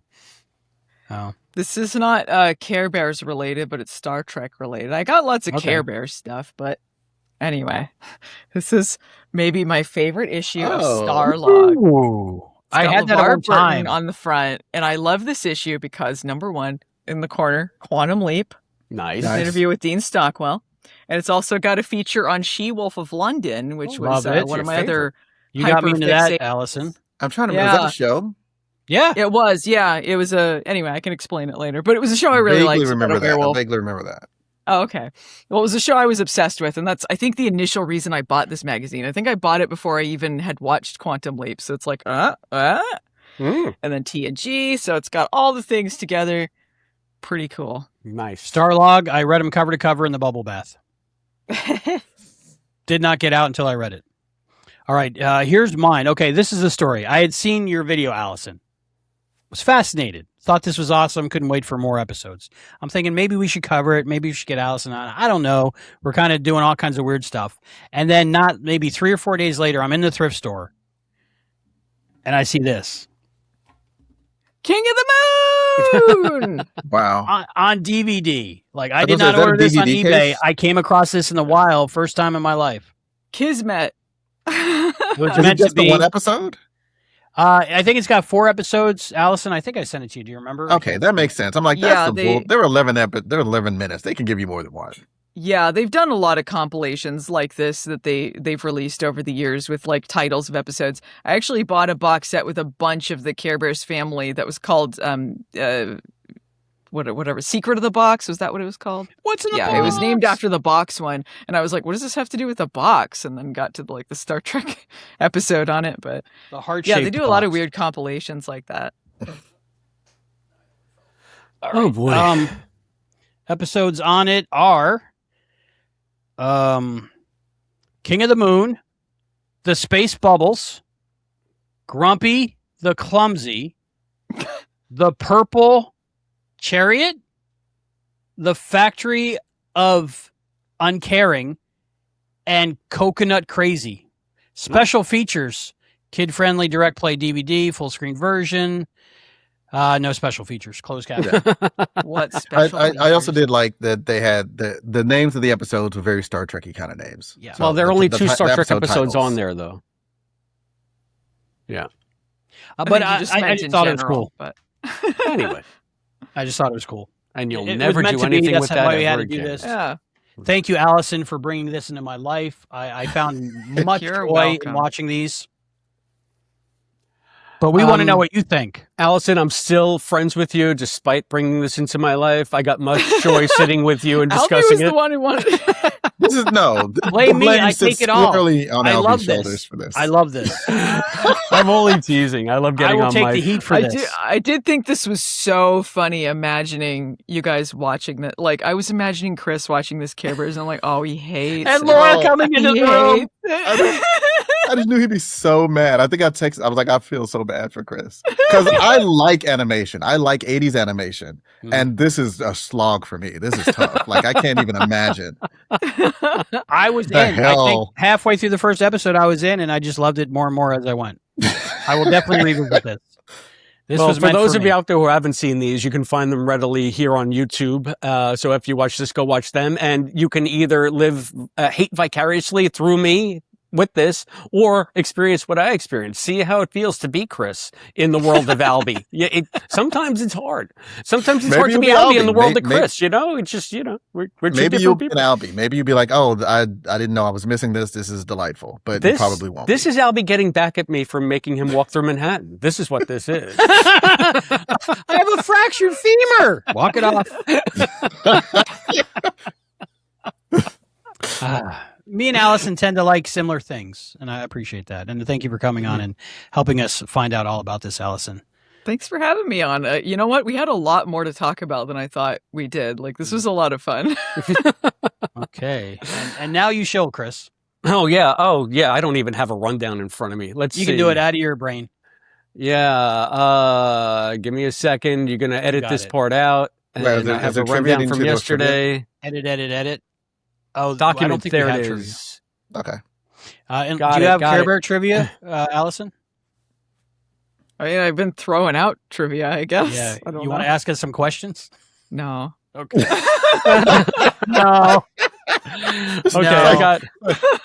I got the shilling. I got the shilling down to chilling. I had the so- one. I had the welcome pack Cotter. The welcome pack Cotter. Welcome lemon spoon back. And I got the guy. That was Rudolph, my- that was my so- one piece of trivia. Now I just want Care Bear crossover with everything. Gilligan's Island, Welcome Back Cotta, everything. Just give me Care Bear everything. They'll get to it eventually. They're crossing over with everything. That's Like, why My Little so- Pony is great. My Little Send Pony me does the resources. crossovers. Oh, I love My Little Pony. Dr. Who's. All right, we want to know what you think out there in YouTube land. You can do so by letting us know down below. That's right here at youtube.com/@Trexploration. And while you're here, give us a like, give us a follow, give us a subscribe. Tell everyone you know about Trexploration, because you don't just get Star Trek. You get Star Trek and Care Bears and the beautiful John Irons and the wonderful Allison He's Pregler. our friend. And Grumpy Me, I guess. Grumpy Me. You get Grumpy Me and Albie, who loves us all. So Albie is the glue that holds us all together. His friendship is magic. You can also support the show on Patreon. That's patreon.com/Trexploration. Hit us up on Instagram. That's instagram.com/TrexplorationPod. And Blue Sky at Trexploration.bluesky.social. I guess we have a TikTok at Trexploration. We'd still do a TikTok? I canceled the TikTok. Okay, so no TikTok. But you can email us and tell us why we made the right decision to cancel the TikTok, TrexplorationPod@gmail.com. You can send me all of your My Little Pony stuff that you want to get rid of at P.O. Box 542, Bayport, New York, 11705. I will cycle it out to everybody on the panel here. Make sure all of your stuff gets a good home, because I ain't keeping it. If you want to support the show in a one-time manner, you can do so with many of the QR codes that Albie's going to pop up right here on screen. You can also go to buymeacoffee.com/Trexploration. In so doing, you'll be like Rocky O and our omnipotent lifetime member, the omnipotent Willard. And thank you to everyone who supports the show. That includes our intrepid explorers, our cadets, Listen Linda, and Rick Tatro, our Lieutenant Commander Scott Seligman, Cosplay Dad, our Captain on the Bridge, Captain Charles from Texas, Christian Daljo, who supports us both on Patreon and on YouTube. And He's a double there are a member. couple others, but I have an old rundown. So if you support, we love appreciate you. you We all. thank you so much. And, keep it going. Let us know what you think about this episode. Just remember, anything that you comment on may be used in a future episode of Trek Exploration. And Albie, do we even have anything lined up? Like, this is such an insular thing. Like, we're not... We are doing the review of Imzadi. So if you haven't read it or listened to the audiobook, now is the time. Yep. And we are doing our full review episode, Skin of Evil. We just recorded that. That should be out soon. I don't know which one of these drops first. Yep. And after that, we got we'll always have Paris. And then we have the best and worst of Deep Space Nine. You'll get to that. And then And we Voyager. start our Wheel of Uncertainty. Oh, we're going to start that? Okay, so before we even do Voyager and Enterprise, we're going to start a Wheel of Uncertainty. Just get it going. I like it. I think so. Yeah, We'll start it's it. been a while. We're running 2 shows a week at least. What is 42 Wheel of them right now. Uncertainty? Explain that to me. Oh. The Wheel of Uncertainty. What is that? Chris, So explain it to instead us. of doing episode by episode recaps the way we've been doing it, Albie and I have been picking the top 10 episodes and the worst 10 episodes of each series, and we're going to randomize them all, and we're going to pick if we're going to do a good episode or a bad episode. Then we're going to pick which franchise we're going to do it from: DS9, Enterprise, TNG, TOS, and then we're going to spin the wheel to see what episode we finally land on. So, okay. we're doing it that way to build some suspense into it and to just get away from the, oh, do I have to do this season 1 episode? Oh, I guess I do. So even though we will do every episode eventually, I just think it's a more fun way to approach it, and everybody seems to That's agree. cool. Yeah, everyone's Yeah. that's the I Wheel have of a question. Uncertainty. I have a question about Imzadi. Yeah. I don't want to read it. Don't. Are you gonna? Are you gonna do like a summary before? Because I obviously I want to like watch. But Yeah, what I'll probably do is there's a blurb right in the book, right in the flap. So I'll probably read the blurb that's in the flap, Fantastic. and that should get everybody up to speed anyway. That works. That works for me. That's how when you guys did the Quantum Leap books. That's pretty much all. Yeah, I we did, would right? read the Or- back. But Yeah. it is a 2-hour audiobook on YouTube also. Yeah, Frakes No, reads if it. you I get hear the it's time. good. I'm all right.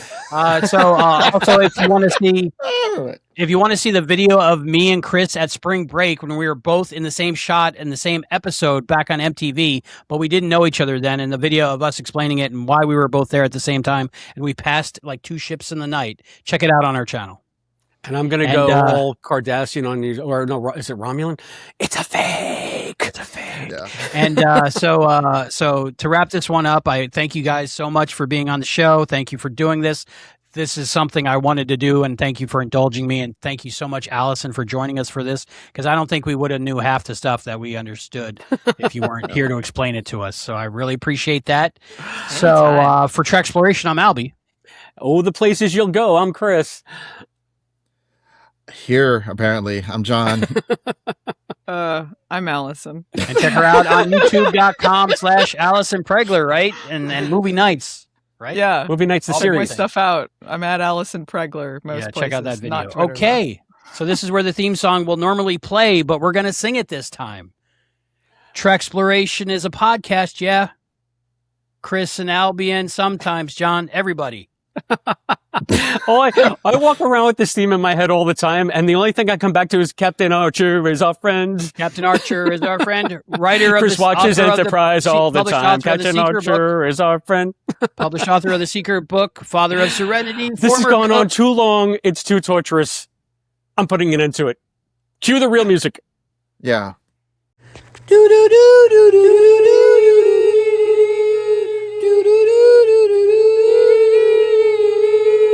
Boom, boom, boom, boom, boom, boom, boom, boom, boom, boom, Boom, boom, boom, boom, boom, boom,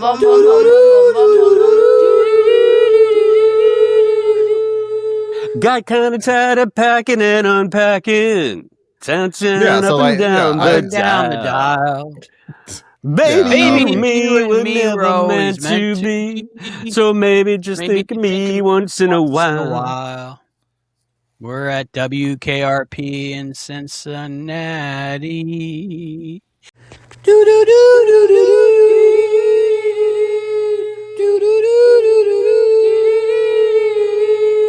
Boom, boom, boom, boom, boom, boom, boom, boom, boom, boom, boom, boom, boom, boom, boom, boom,